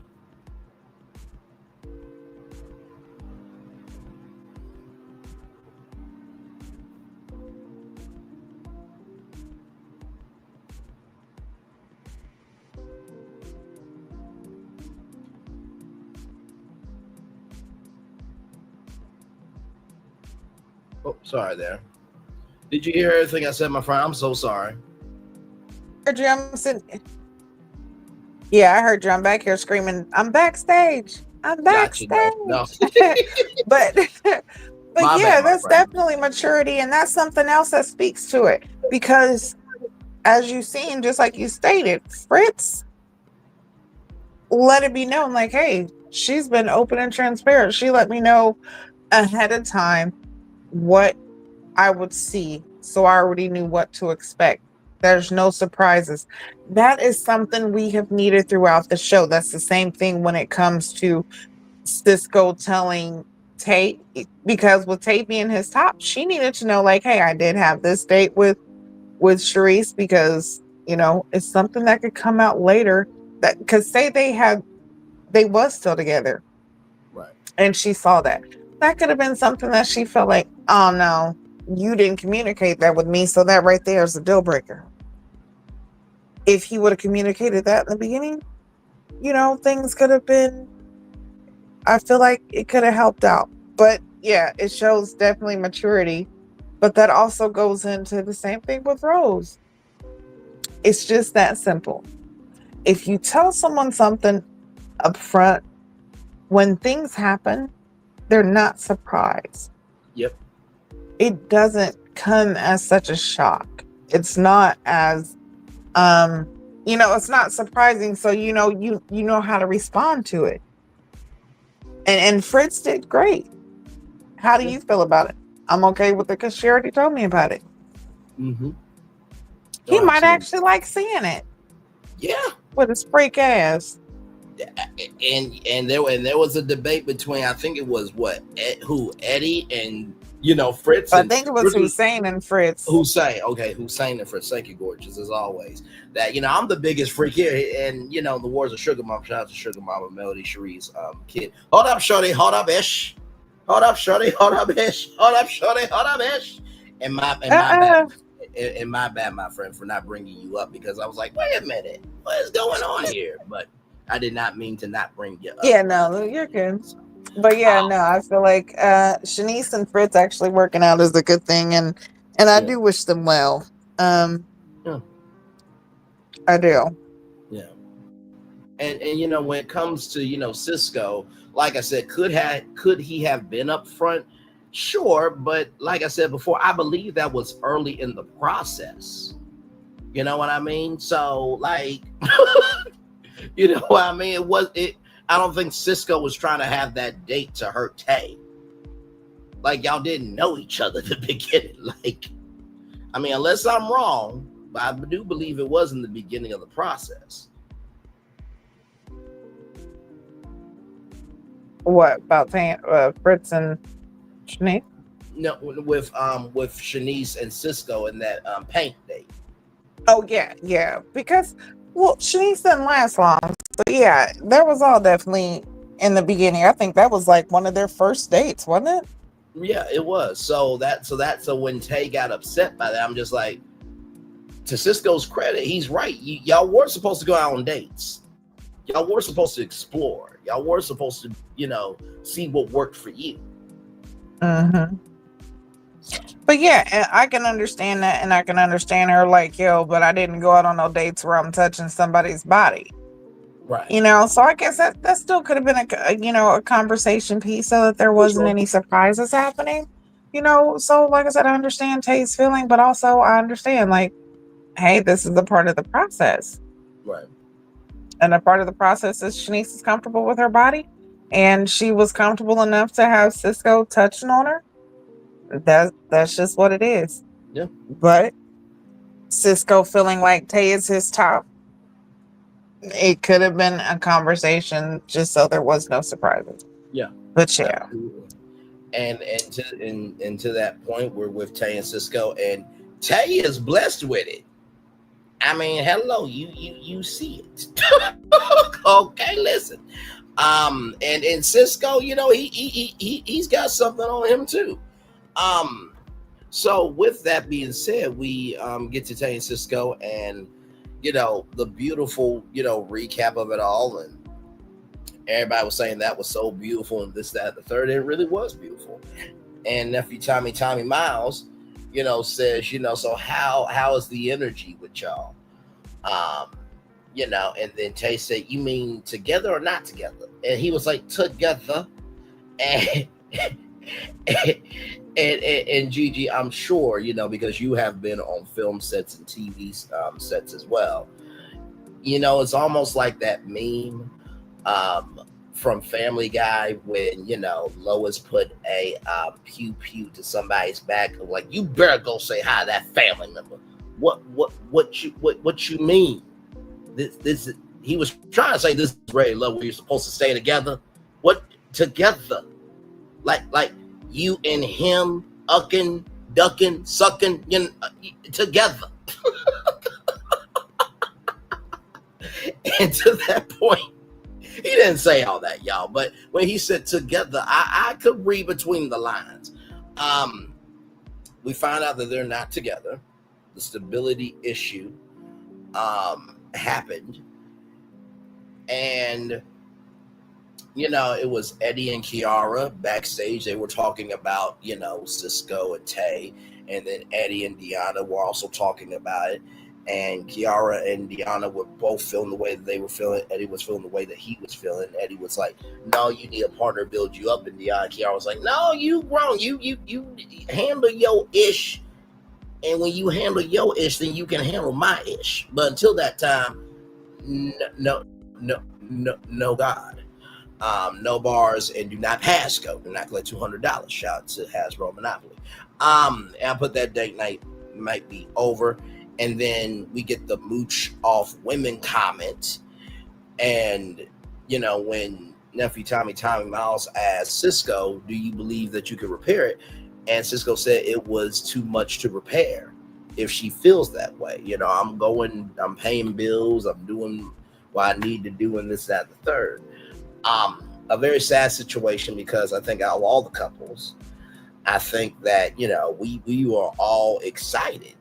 Myself, Gigi, and Q, and Solana, we haven't heard from all season because she's saving the world. Okay, she's super nurse, super doctor, super everything. Okay, but she does watch all. Okay, and so I even believe with her. I believe that we all were very proud of these two because they worked through it. Very sad, and like I said before, Cisco was upfront with it, and Tae was like, I respected it. Well, if you respected it, you should let him go, because then you're holding him to a sentence of making him feel bad when he was upfront with you. But in the same token, you have the right to be free in your freedom too. Over to you, Gigi, for your commentary. Yeah, like I said, it's the whole choice thing. You knew the situation in the beginning, and you made the choice to continue on with him. And it would have been good for you to still continue on. And yeah, I'll agree. Sometimes it is, and I'm not gonna say sometimes, but being in a relationship, it is great to have a partner who encourages you to do better and to be a better version of yourself. That is what you want in a relationship. And that definitely can strengthen you and make you grow stronger, make you, do better when it comes to working and being successful, having that person who is there to cheer you on. So I agree with that. But also, it is hard to have a person who is uncertain in their career choice. So you never know what to root for, and it keeps changing. So that uncertainty causes you to question exactly how can they be certain about you or the relationship. And this is the point I was going to get to earlier, because Tae made the comment about Cisco. She asked him about his background with working, and he let her know that he works and then he'll stop working to chase his modeling dream. And then he'll, that doesn't work out. He'll work, start working again. And that's kind of the same pattern. Now, all of that's fine when you want to chase your dream. Okay. You definitely, it takes money to make money. We've all heard that saying, and we all, know that is very well true. But we also know that it is not wise to start and stop jobs. Correct. Because not only are you hurting yourself, and it's, making it hard for you to continue on living because you don't have a stable support system, but with employment and with employers, when you look at a person's resume and you see that time gap in between working, or you see that they only lasted at each job for 6 months and then they stopped, and they've had several jobs where this has happened, it makes you look at them as unreliable. You start to question if, that's the type of person that you want, because you already know, and it shows from their resume, that they only worked for 6 months and they stopped. Now, if they have some type of contract where they say, okay, well, listen, I'm a part of the union, or I'm a part of this organization, so I only have my employment for 6 months because of X, Y, and Z. Okay, understandable. But I don't feel like he's like a contract worker like that. No, not at all. So when it comes to Tae, like, you got to understand her whole process of it, because that would make me question things too. Yeah. Why would you want somebody who's uncertain when it comes to work like that? And like I said, say she's pregnant, they decide they're going to work on things. They want to, get married and have kids. She's pregnant now. But now this is one of his times where he's been working at this job and things been good. But here comes that 6-month mark. And he thinks that he's got this golden opportunity for this modeling gig. So he quits his job. She's pregnant. Now he's trying to do this modeling gig, but it don't work out.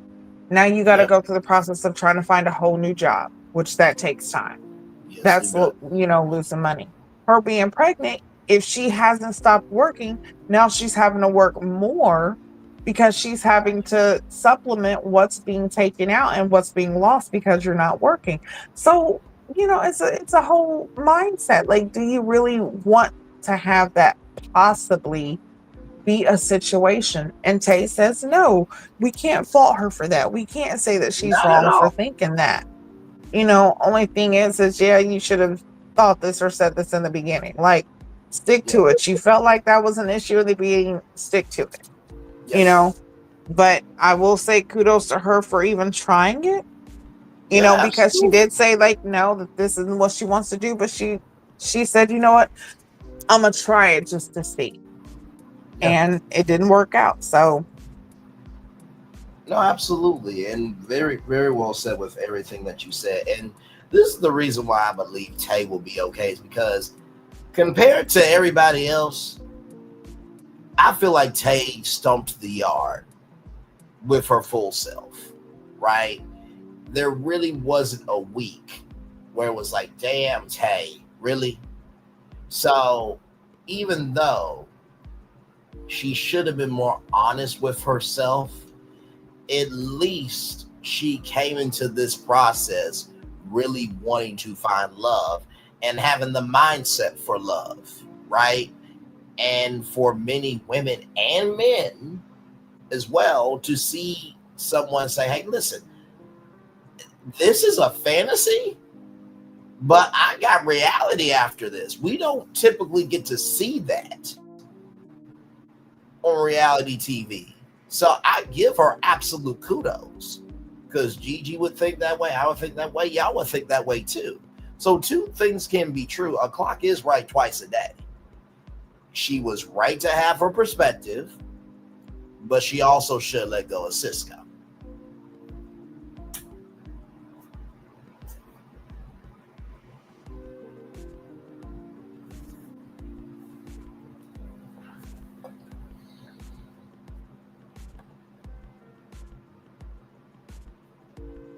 Yeah, things could have been done differently, but still the fact that she went out on a limb and went outside of herself and decided to give it a shot, like I said, kudos and much respect. It, too bad it didn't work out, but she's in a relationship and evidently she's happy. So,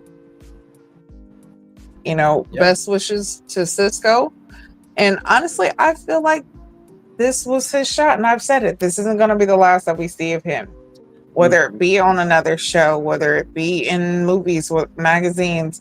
He does have the look. He has the physique, and I feel like he could definitely be a model or, on television. So, absolutely.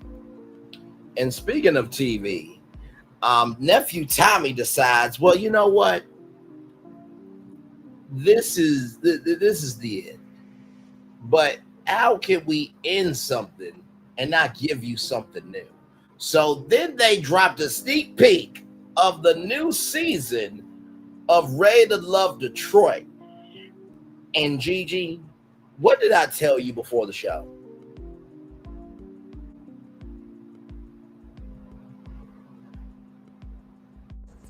Which part? Because there was a lot, because we was trying to find it. As it often is with me. But to season that point, 10, we might be in for a good one on Season 11 Detroit now. Because I said to you, why does it look like the trailer for season 11 has got more juice than the season we just had?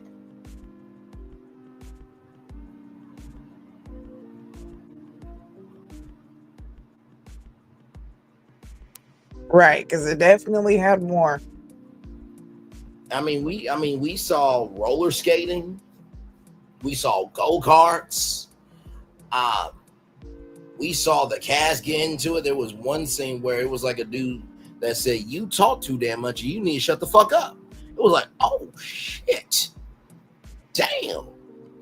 There was a woman that said, "You don't really make any connections after the cameras roll off." Like, and y'all, this was just the preview. Okay. This was just the damn preview. But it seems like there is some heat to this season where maybe, just maybe, they heard us. And I'm not just saying our panel here, but maybe they heard Her Rated Love Nation was like, this wasn't it. And they're like, hold our beer for a minute. No, stay right there. We'll be right back. And they brought this.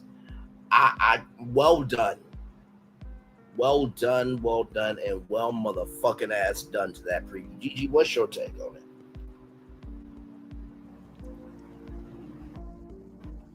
Honestly, I'm gonna tell you what, I'm trying to find the preview because I want to see it again because it definitely was, it was good.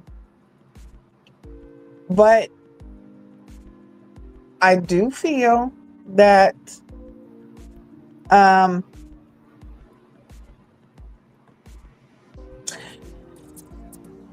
something also is telling me that it might not give as much as what we want.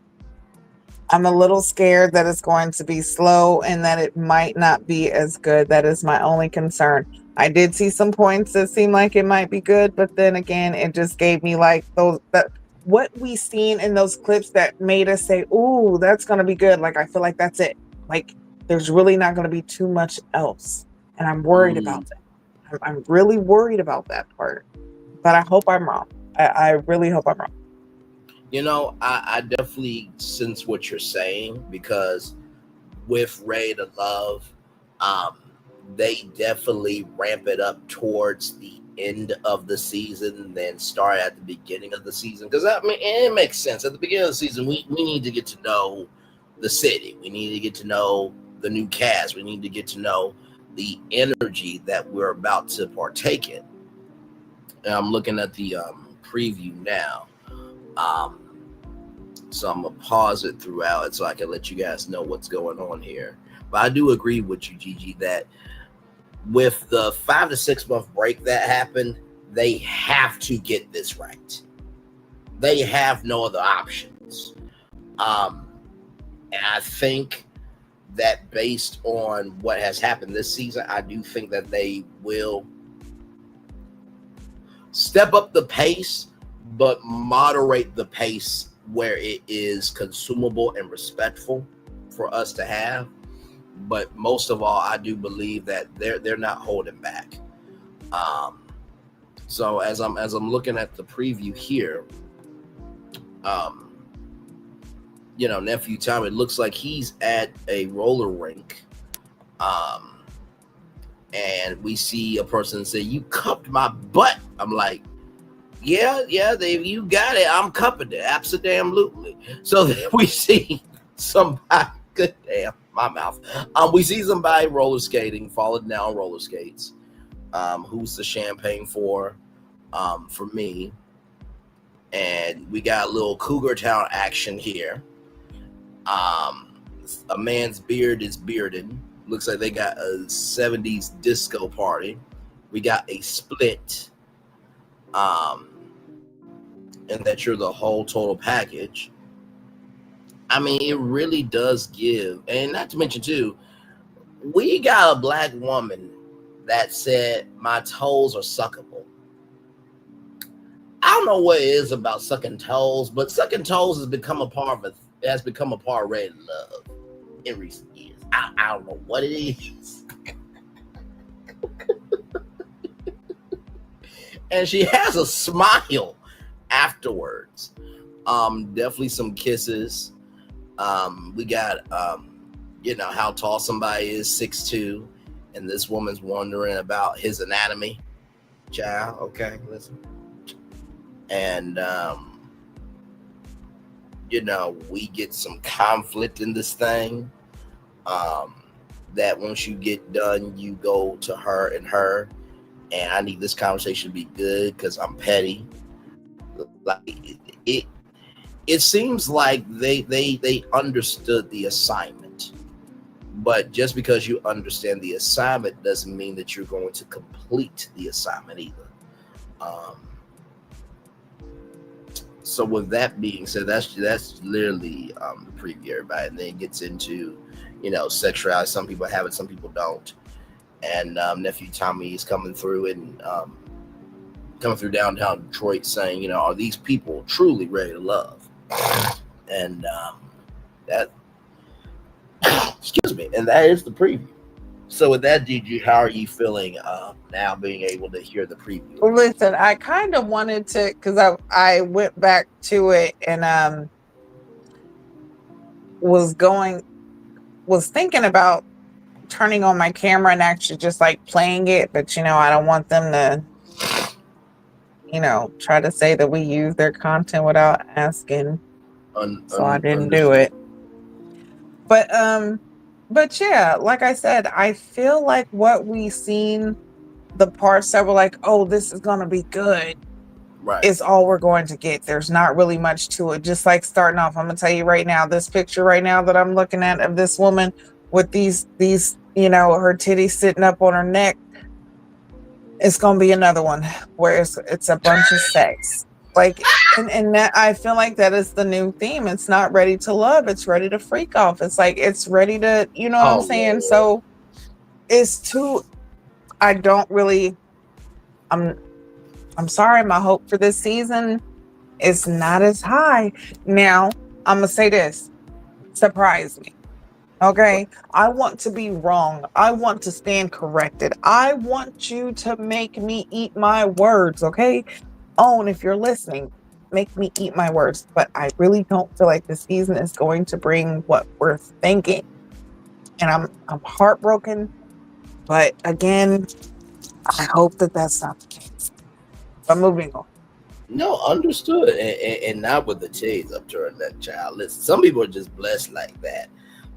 But I feel you though. It should be more about the soul. Not listen. Just know that is a part of Victoria's Secret. Okay, that's why she got push-up bras for a reason. Because once you take that bra off, baby, that thing is not. You can breathe again. Okay, that's all. I understand. And listen, after y'all breathe again, it's our job to relax you again in more ways than one with those and the other components of that Escalade. Amen. Praise him. Hallelujah with that V8 engine. My damn mouth, I swear to God. So we get to I'm sorry. See, this is the part of hosting for me. Is like, how do I go from that to moving on? That's just what we do. So with that being said, we get to the end with some of the other couples, right? Shanice and Fitz, they talk, they text, their FaceTime, and there could be dates on the horizon. And that she's my North Compass, and Sharice is like, I don't know what North Compass is, but I love it. I'm just like, oh, bless your heart. You like in Dollywood. Wow, these Smoky Mountains are amazing. And they're like, motherfucker, these streets have been here for years. But okay, if you like it, we love it. Then Deona and Eddie date next Thursday, gonna go out for a little something to eat. I don't know if that day actually happened or not. Just give it a buck. And then Khalil and Angie, they agreed to go on a date. And then ageism came in with, about older women, this, that, the third. And then Gigi, let me know if I'm wrong about this, but I do believe nephew Tommy said, "Park at my place if she busts your windows." Am I right about that? I felt like Tommy made a joke about the windows. I think he did. I'm just like, damn. And she gonna be just in case. Just in case. Just in case. Just park at my place. Just.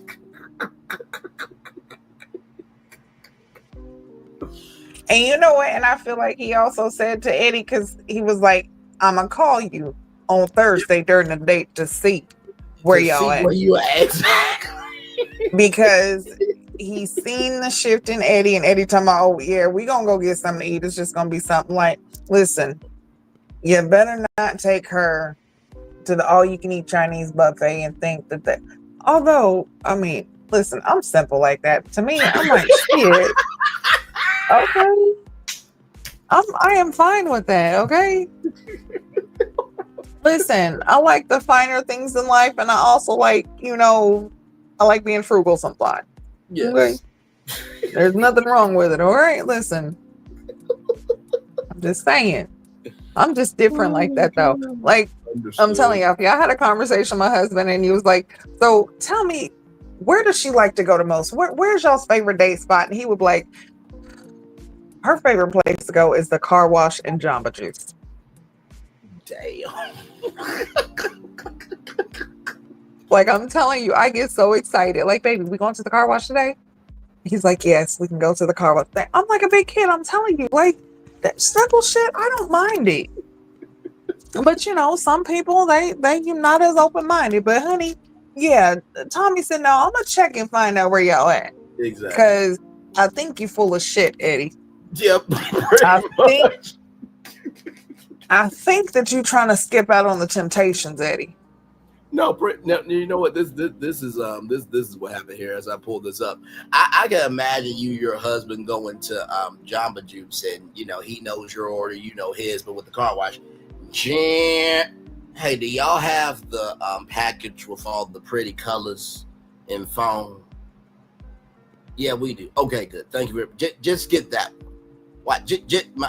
My wife likes a show. Just get that one. I'm so damn wrong. I'm sorry. Listen, I'm gonna tell you. So, with the car wash that we go to, they have that. Like, that's how it is. That they have the neon colors and it changes, and it's beautiful. It's great. Love the light show. So, as a surprise the other day, I finally got my husband dash cam. So he's got the dash cam, it shows outside, inside, and the rear view and stuff like that. So one thing we did is go to the car wash. Now, like I said, I'm excited about going to the car wash, but he was more excited about seeing the colors while we're in the car wash in the camera. So this is why we belong together, okay? Because our excitements match. All right? Okay.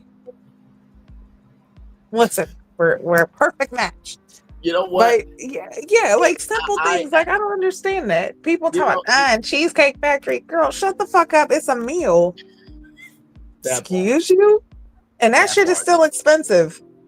Yeah, no, for sure. And you know what? Honestly, too, the things that you feel like are burdens, somebody will flip those as blessings. You know what I mean? The fact that you can even pay for a car wash, and he can enjoy his little show, and you can enjoy the main show, or probably you enjoy him because he is the main show for you. That's neither here nor there, everybody, but it's all the way there. But with that being said, it's nice to be able to, find the joy for you, for sure. And with that being said, I feel like this is what nephew Tommy was trying to say to Eddie. To that. We never got no pictures. We was telling you a story, Mama. Well, it could have been a scheme that Todd set up for him to come to you with the bush.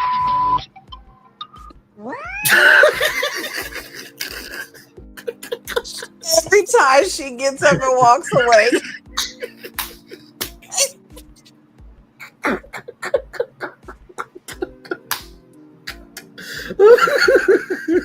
And then the minions. What? That's my favorite one on YouTube. I swear to God, it is. Oh my God! But that's basically what W. Tommy said. Listen, don't you set up this scheme to Deanna and then come to me with some bullshit. Because that's exactly what he's doing. That's exactly what he was doing. But yeah, that it seems to be all of the reunion. That's it. Listen, I am glad that this season is over. It is done. Listen, right now I feel like Jay, I need a break. I need a break from y'all. Yes. But listen, Detroit, like I said, make me eat my words. I want a good show. I want to be surprised and thoroughly entertained. And also I'm ready for season 3 of The Never Ever Met, because that's definitely what's going to be more entertaining, even though that's probably not going to come back until spring. But still, that's the best addition to OWN. But damn straight. So overall, this episode I'm going to give, just because the explosion of Rose. Rose showed her thorns. So I'm going to give this episode a 7.8. And overall for the season, I'm going to give the season overall a 6. You know, and by the way, y'all, I can joke like that with Gigi, with her man being the main show, and he probably is in the car wash while he watching the whole, dash cam. Okay, so he is that's why he's my man, because he is my main attraction. What do you mean? There's no shame in it. He knows. He is your Disneyland and Disney's California adventure. Hey man, praise him, hallelujah.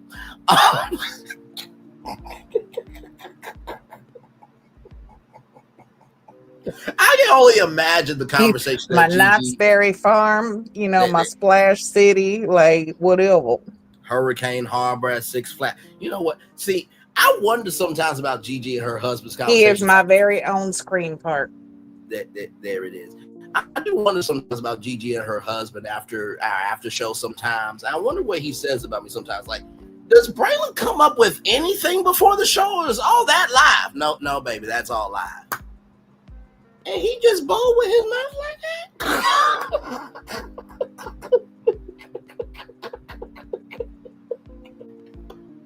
that? Yeah, normally there's a conversation beforehand, and sometimes it's, listen, you know what you can say and what you can't. Listen, I know what to say and what I can't say. I ain't gonna say too much. Dang. But I still gotta give the people a show here. You know what I mean? But I gotta tell the truth when the truth needs to be told. Or otherwise, I would not be doing a good service to the people. Absolutely. Absolutely. Oh my God. With that being said, I would give it probably, I will probably give it a 5 instead of a 6. And the only reason why I say that is because, sincerely, to make it 10 seasons of a black dating show, King's Court and Queen's Court, they're on their way on Bravo. But for this to be the only black dating show in the United States of America for 10 seasons, it should have been bigger. It should have been better. It should have been blacker. That's for the season. For this episode, I think I'm right there with you at the 7.5. Like, it was, nice for it to be over with. But I think, like you said, Rose. But also, too, there were some bright spots, too. Charice's vulnerability. Also, too, seeing Khalil and seeing others that, while they didn't make it out, there were still personalities that you wanted to see. So 7.5 for this episode, but a 5 overall because it's the 10th fucking season. You're not gonna get another season 10. You're just not. Right. So, yeah. But I think that's it for the review. We thank y'all for joining us. Make sure you comment, share, like, and subscribe. Yes, we thank y'all for being here. Even though this is the end of Ready to Love, it's still not the end. What is it? Heart of Hustle Houston? Yes, Hard Hustle Houston. Like I said, I will be watching that tomorrow because how I usually do the reviews in GGQ and Solana know. I'm very method when it comes to hosting. So I don't watch it when everyone else watches it. I watch it the day of that I'm going to be giving you guys the show. And then I basically just throw out all my notes when I'm live because that gives an authenticity where I'm not faking the shit with you. So I will be reviewing that probably tomorrow night right around 6. But also too, y'all been surprising me at 8:30 p.m. as well. But I'll be reviewing that tomorrow. And so it's the season finale. The next shows I will be doing is Real Housewives of Potomac. I feel like that's coming back in October. Still thinking about Jimmy Fallon on brand. I'm thinking about reviewing that show because it's dealing with branding and marketing and advertising and everything else. And y'all, that will be me and her times 10, but I gotta figure out how to add that show in. And then of course the Braxtons are coming back Friday, October 10th at 8/7 Central on Week TV. So a lot more content to come, as it often is over here. Listen, this is your free black Netflix. Okay, you ain't gotta be charged for shit. I don't give y'all a bill. That's how much I am a good person. Right. Meanwhile, Netflix is like, shut up, Braylon. Shut your damn mouth. We have a business over here. We have to charge people. But also, too, y'all go support a Queen C with GG9. I was talking with Gigi earlier, and I was telling her my numbers, and I'll share them with you all because, as I often say, this is our channel. And Gigi is a part of that. Q is a part of that. Solana is a part of that as well. And so right here, 3,255 subscribers, and right there, 800,262 total views. And as me and Gigi was talking before the show, Gigi was telling me about, how she feels about her YouTube journey and stuff. I'm like, listen, until you get there, you can claim that number for yourself too. Because you are just as much of a supporter and an investor and one of the members of the Calvary for me. And I think sometimes people really don't understand the reason why I go so hard with this channel and why I say it's our channel is because there are times in life where you feel like nobody is seeing you, nobody's hearing you, nobody's embracing you. And so until you get there, I'll be that accomplishment for you. And not everybody's going to give that energy, nor does everybody have to. But when people give a fuck about you, the least you can do is recognize who got you there. So, and I'm with people because of who they are. You know what I mean? So, and y'all should know that I talk with a little bit of everybody. But I'm always grateful because there was a point in time where it was only 1,000 total views on this channel. And y'all see 830. Y'all know what number comes next. And then after that, hard work and discipline. That's it. Nothing more, nothing less. So go ahead, Gigi, with what you have to say to what I said, and then anything else you want to say? No, you've definitely have said it all, and I thank you so much because you've definitely shared this journey with me. You understand where I'm coming from, and what has happened to cause me to have to start over. Even with my channel, so being able to have you as a co-host, but a brother as well is definitely a blessing, and I appreciate you and thank you so much. You're quite welcome. But yeah, I gotta get out of here. All right, my friend. Love you all, and yeah, make sure you guys like, share, comment, subscribe, and stay up. We will see you guys next time. All right, love Bye. you, my friend. Talk soon. All right, much love. See you. Bye. All right. Yes, indeed.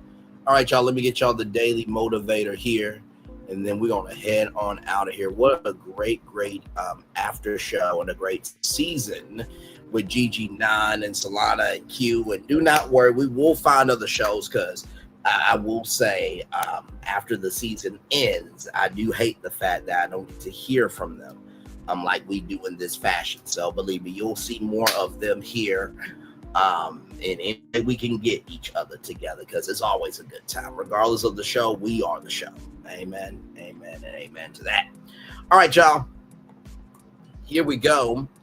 It's good to be without vices, but it is not good to be without temptations. Walter Begg-Hot. All right, there it is, right there. Some wise words there. It's time for the day motivator, rather, for Saturday, September 27th, 2025. Act on opportunity. If it's complicated, figure out. If it's inconvenient, go to the trouble. When you know your actions will create value, find a way to take them. When a particular task must be done, commit yourself to doing it.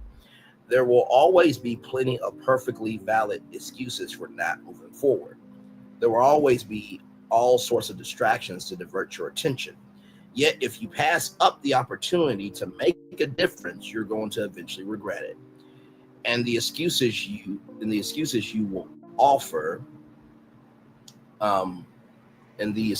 will offer you no comfort. Then, rather, you have what it takes to act in the moment, to do what you know must be done. You've exercised strength and decisiveness before, and you can do it again.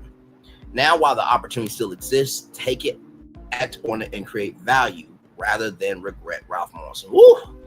Talk about act on opportunity. Well, I think this season of Ready to Love Philadelphia, I think it's taught us a lot about acting on opportunity. The first thing I would say about act on opportunity is there will be plenty of perfectly valid reasons, perfect valid excuses for not moving forward. When you go on Ready to Love or any reality show, you are taking the biggest risk, because you know who you are. Your family and friends know who you are, but America doesn't know who you are, right?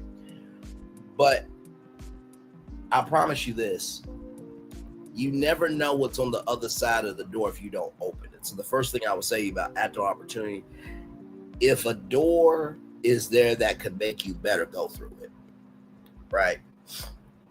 The second thing I will say is, if it's inconvenient, go to the trouble. It depends on what it is.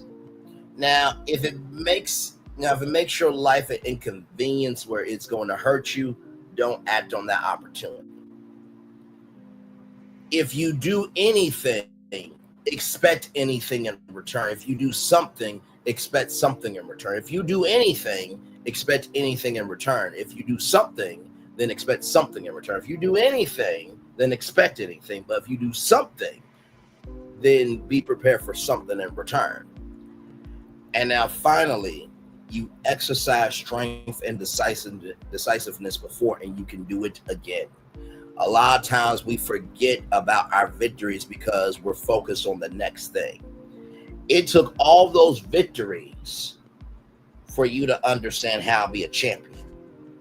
It took all those victories in order for you to understand of how to be a champion. It took all those victories for you to understand how to be a champion.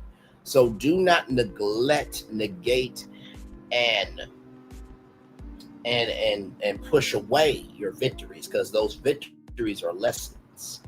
So that way, when you do get into a position of opportunity, you know how to stomp the yard and receive what you've been asking for, what you deserve, and what you have been wanting to embrace. So with that being said, everybody, it's time for the best outro on YouTube. Know what you do and do what you know. Never say you want more special, because you always want a blessing and trust. You may not be where you want to be, but by the end of it, you'll be where you need to be, doing what you've been chosen to do. Why it's one thing to call yourself, is another thing to be chosen. One love, much love, all love. We have spent time with you. You have spent time with us. And hopefully by spending time together, our lives will be great together. And always remember, we're doing radio vision. YouTube living your best life, or you're just recognizing, hey, listen, whether you're finding love in real life or on TV, it is a struggle. Make sure the replay is not just worthy for you to watch it, not just worthy for you to listen to it, but for you to want to experience it again. We love you, we value you, we embrace you all. Always remember, see love, you gotta give it, or see love, you gotta give it, or see love, you gotta give it. Wherever obstacles you've overcome, wherever successes you have achieved upon this particular day, we are extremely proud of you. I know else is proud of you. Be proud of your damn self. And finally, y'all, recognize the growth of people. I was talking to my sister, and I just got a bit emotional because I remember her journey in growing up. And, you know, you always want to be able to say that, you know, you're proud of somebody. And through all of the good, the bad, the indifferent, I was very, very proud to call her my sister, and very proud of the woman that she's becoming and that she is. If we don't recognize the growth that's around us, we can't embrace how far they've come. If we don't recognize how far someone has come and the growth that they have done, we can't have the space to embrace them. If we don't recognize the growth of who they are and what they've done, we will not have a space to be able to embrace them. So recognize the growth of people around you. Commercial break and fireworks coming your way for the day that was, for the day that's coming, for the blessings on the way for you, me, all of us as a society, as people, as culture. We feel the love and we send it right back to you. Have a wonderful weekend, everybody. I'll see you tomorrow for our Heart and Hustle Houston finale after show review. It's going to be a great, great time. One love, much love, all love. We love you all so much. Good night.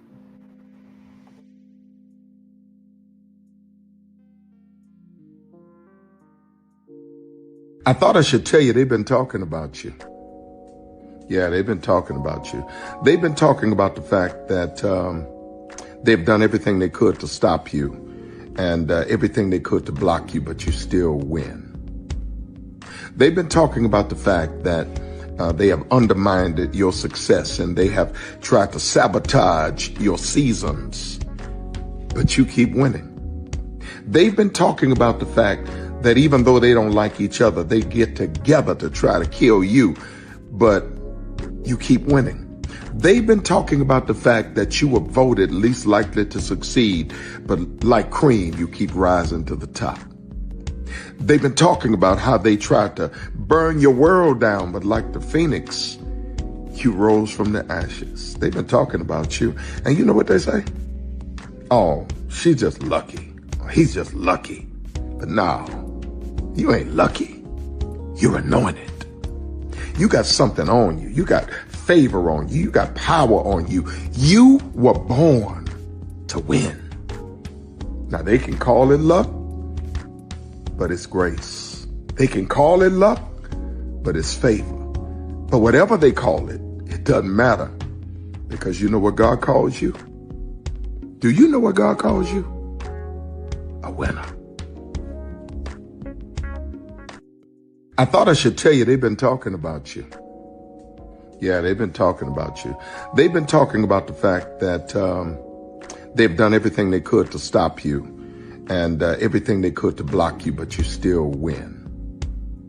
They've been talking about the fact that they have undermined your success and they have tried to sabotage your seasons, but you keep winning. They've been talking about the fact that even though they don't like each other, they get together to try to kill you, but you keep winning. They've been talking about the fact that you were voted least likely to succeed, but like cream, you keep rising to the top. They've been talking about how they tried to burn your world down, but like the phoenix, you rose from the ashes. They've been talking about you. And you know what they say? Oh, she's just lucky. He's just lucky. But no, you ain't lucky. You're anointed. You got something on you. You got favor on you. You got power on you. You were born to win. Now they can call it luck, but it's grace. They can call it luck, but it's favor. But whatever they call it, it doesn't matter, because you know what God calls you? Do you know what God calls you? A winner.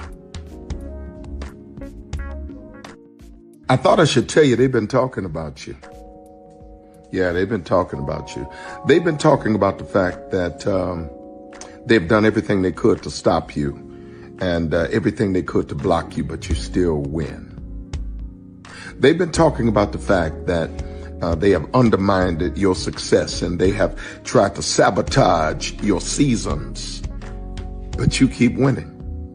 They've been talking about the fact that even though they don't like each other, they get together to try to kill you, but you keep winning. They've been talking about the fact that you were voted least likely to succeed, but like cream, you keep rising to the top. They've been talking about how they tried to burn your world down, but like the phoenix, you rose from the ashes. They've been talking about you. And you know what they say? Oh, she's just lucky. He's just lucky. But no, you ain't lucky. You're anointed. You got something on you. You got favor on you. You got power on you. You were born to win. Now they can call it luck, but it's grace. They can call it luck, but it's favor. But whatever they call it, it doesn't matter, because you know what God calls you? Do you know what God calls you? A winner.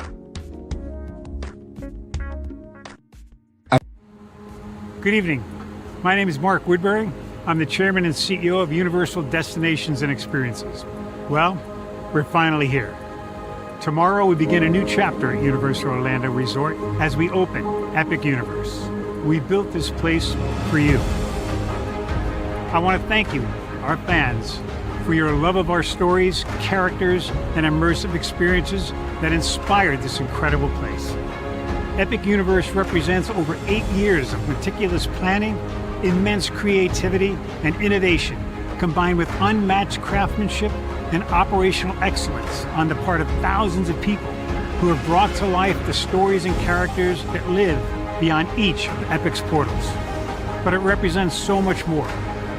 Your love of Universal and the deep connections we've shared together here in Orlando over the past 30 years inspired us to dream bigger and to push the boundaries to create something extraordinary for you and for generations of fans and families to come. And tomorrow, as we open Epic Universe, I can't wait for you to experience this place for yourself. Now it's your turn to step inside, to lose yourself, and to share this place with the ones you love most.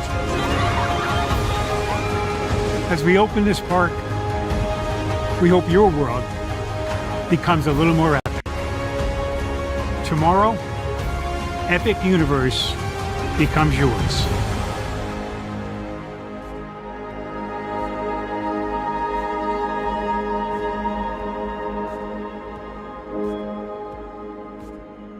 Are video games getting too expensive? This episode, we want to find some common ground because the CEOs want to raise the price even more. Not with these broken ass games. $5 million. That's how much San Andreas costs to make. Is it their fault for selling or our fault for buying? Corporations claim all this stuff. Devs say otherwise. Sports gamers, cozy gamers, whatever you call people who play Power Wash Simulator. I think it stings a little bit more because I'm spending my actual money and my mom is not. Imagine they get rid of all movie theaters and then charge you the same price to watch the same movie at home. That's like every streaming service. It doesn't have to be the longest of games, but am I having fun with it? This is Lex. I'm Ronell. Let's get right into it.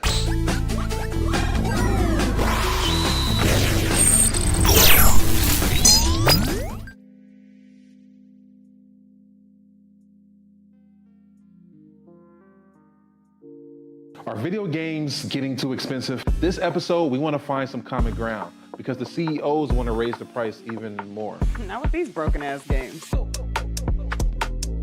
$5 million. That's how much San Andreas costs to make. Is it their fault for selling or our fault for buying? Corporations claim all this stuff. Devs say otherwise. Sports gamers, cozy gamers, whatever you call the people who play Power Wash Simulator. I think it stings a little bit more because I'm spending my actual money and my mom is not. Imagine they get rid of all movie theaters and then charge you the same price to watch the same movie at home. That's like every streaming service. It doesn't have to be the longest of games, but am I having fun with it? This is Lex. I'm Ronell. Let's get right into it.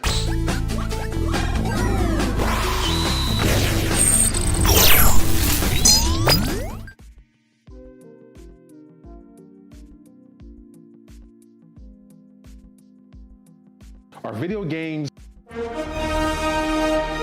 Prepare for a journey beyond imagination, beyond belief, beyond anything you've experienced before. Universal Epic Universe, a new theme park where you'll step through extraordinary portals to 5 immersive worlds. Prepare for a cosmic voyage of discovery, an isle of fire-breathing excitement, a shadowy world of monsters and mystery, new wonders in the wizarding world, and a new way to play. Plus the splendor of a magnificent resort hotel overlooking the park. It's all new excitement at Universal Orlando Resort. A week's worth of vacation thrills with 4 amazing theme parks, a variety of spectacular themed hotels, and incredible dining and entertainment. It's all at Universal Orlando Resort, where you'll find new adventures every day. Explore the astonishing worlds of Universal Epic Universe at Universal Orlando Resort. Because here's the thing, a good streamer can find other content. Because here's the thing, a good streamer can find other content. Because here's the thing, a good streamer can find other content. Because here's the thing, a good streamer can find other content. Because here's the thing, a good streamer can find other content. Because here's the thing, a good streamer can find other content. Because here's the thing. Child, Braylon over there doing his thing, minding his GD business, staying out of trouble, trying to get the folks some positive stuff to talk about. Besides lying all the damn time. Child, Braylon over there doing his thing, minding his GD business, staying out of trouble, trying to get the folks some positive stuff to talk about. Besides lying all the damn time. Child, Braylon over there doing his thing, minding his GD business, staying out of trouble, trying to get the folks some positive stuff to talk about. Besides lying all the damn time. Child, Braylon over there.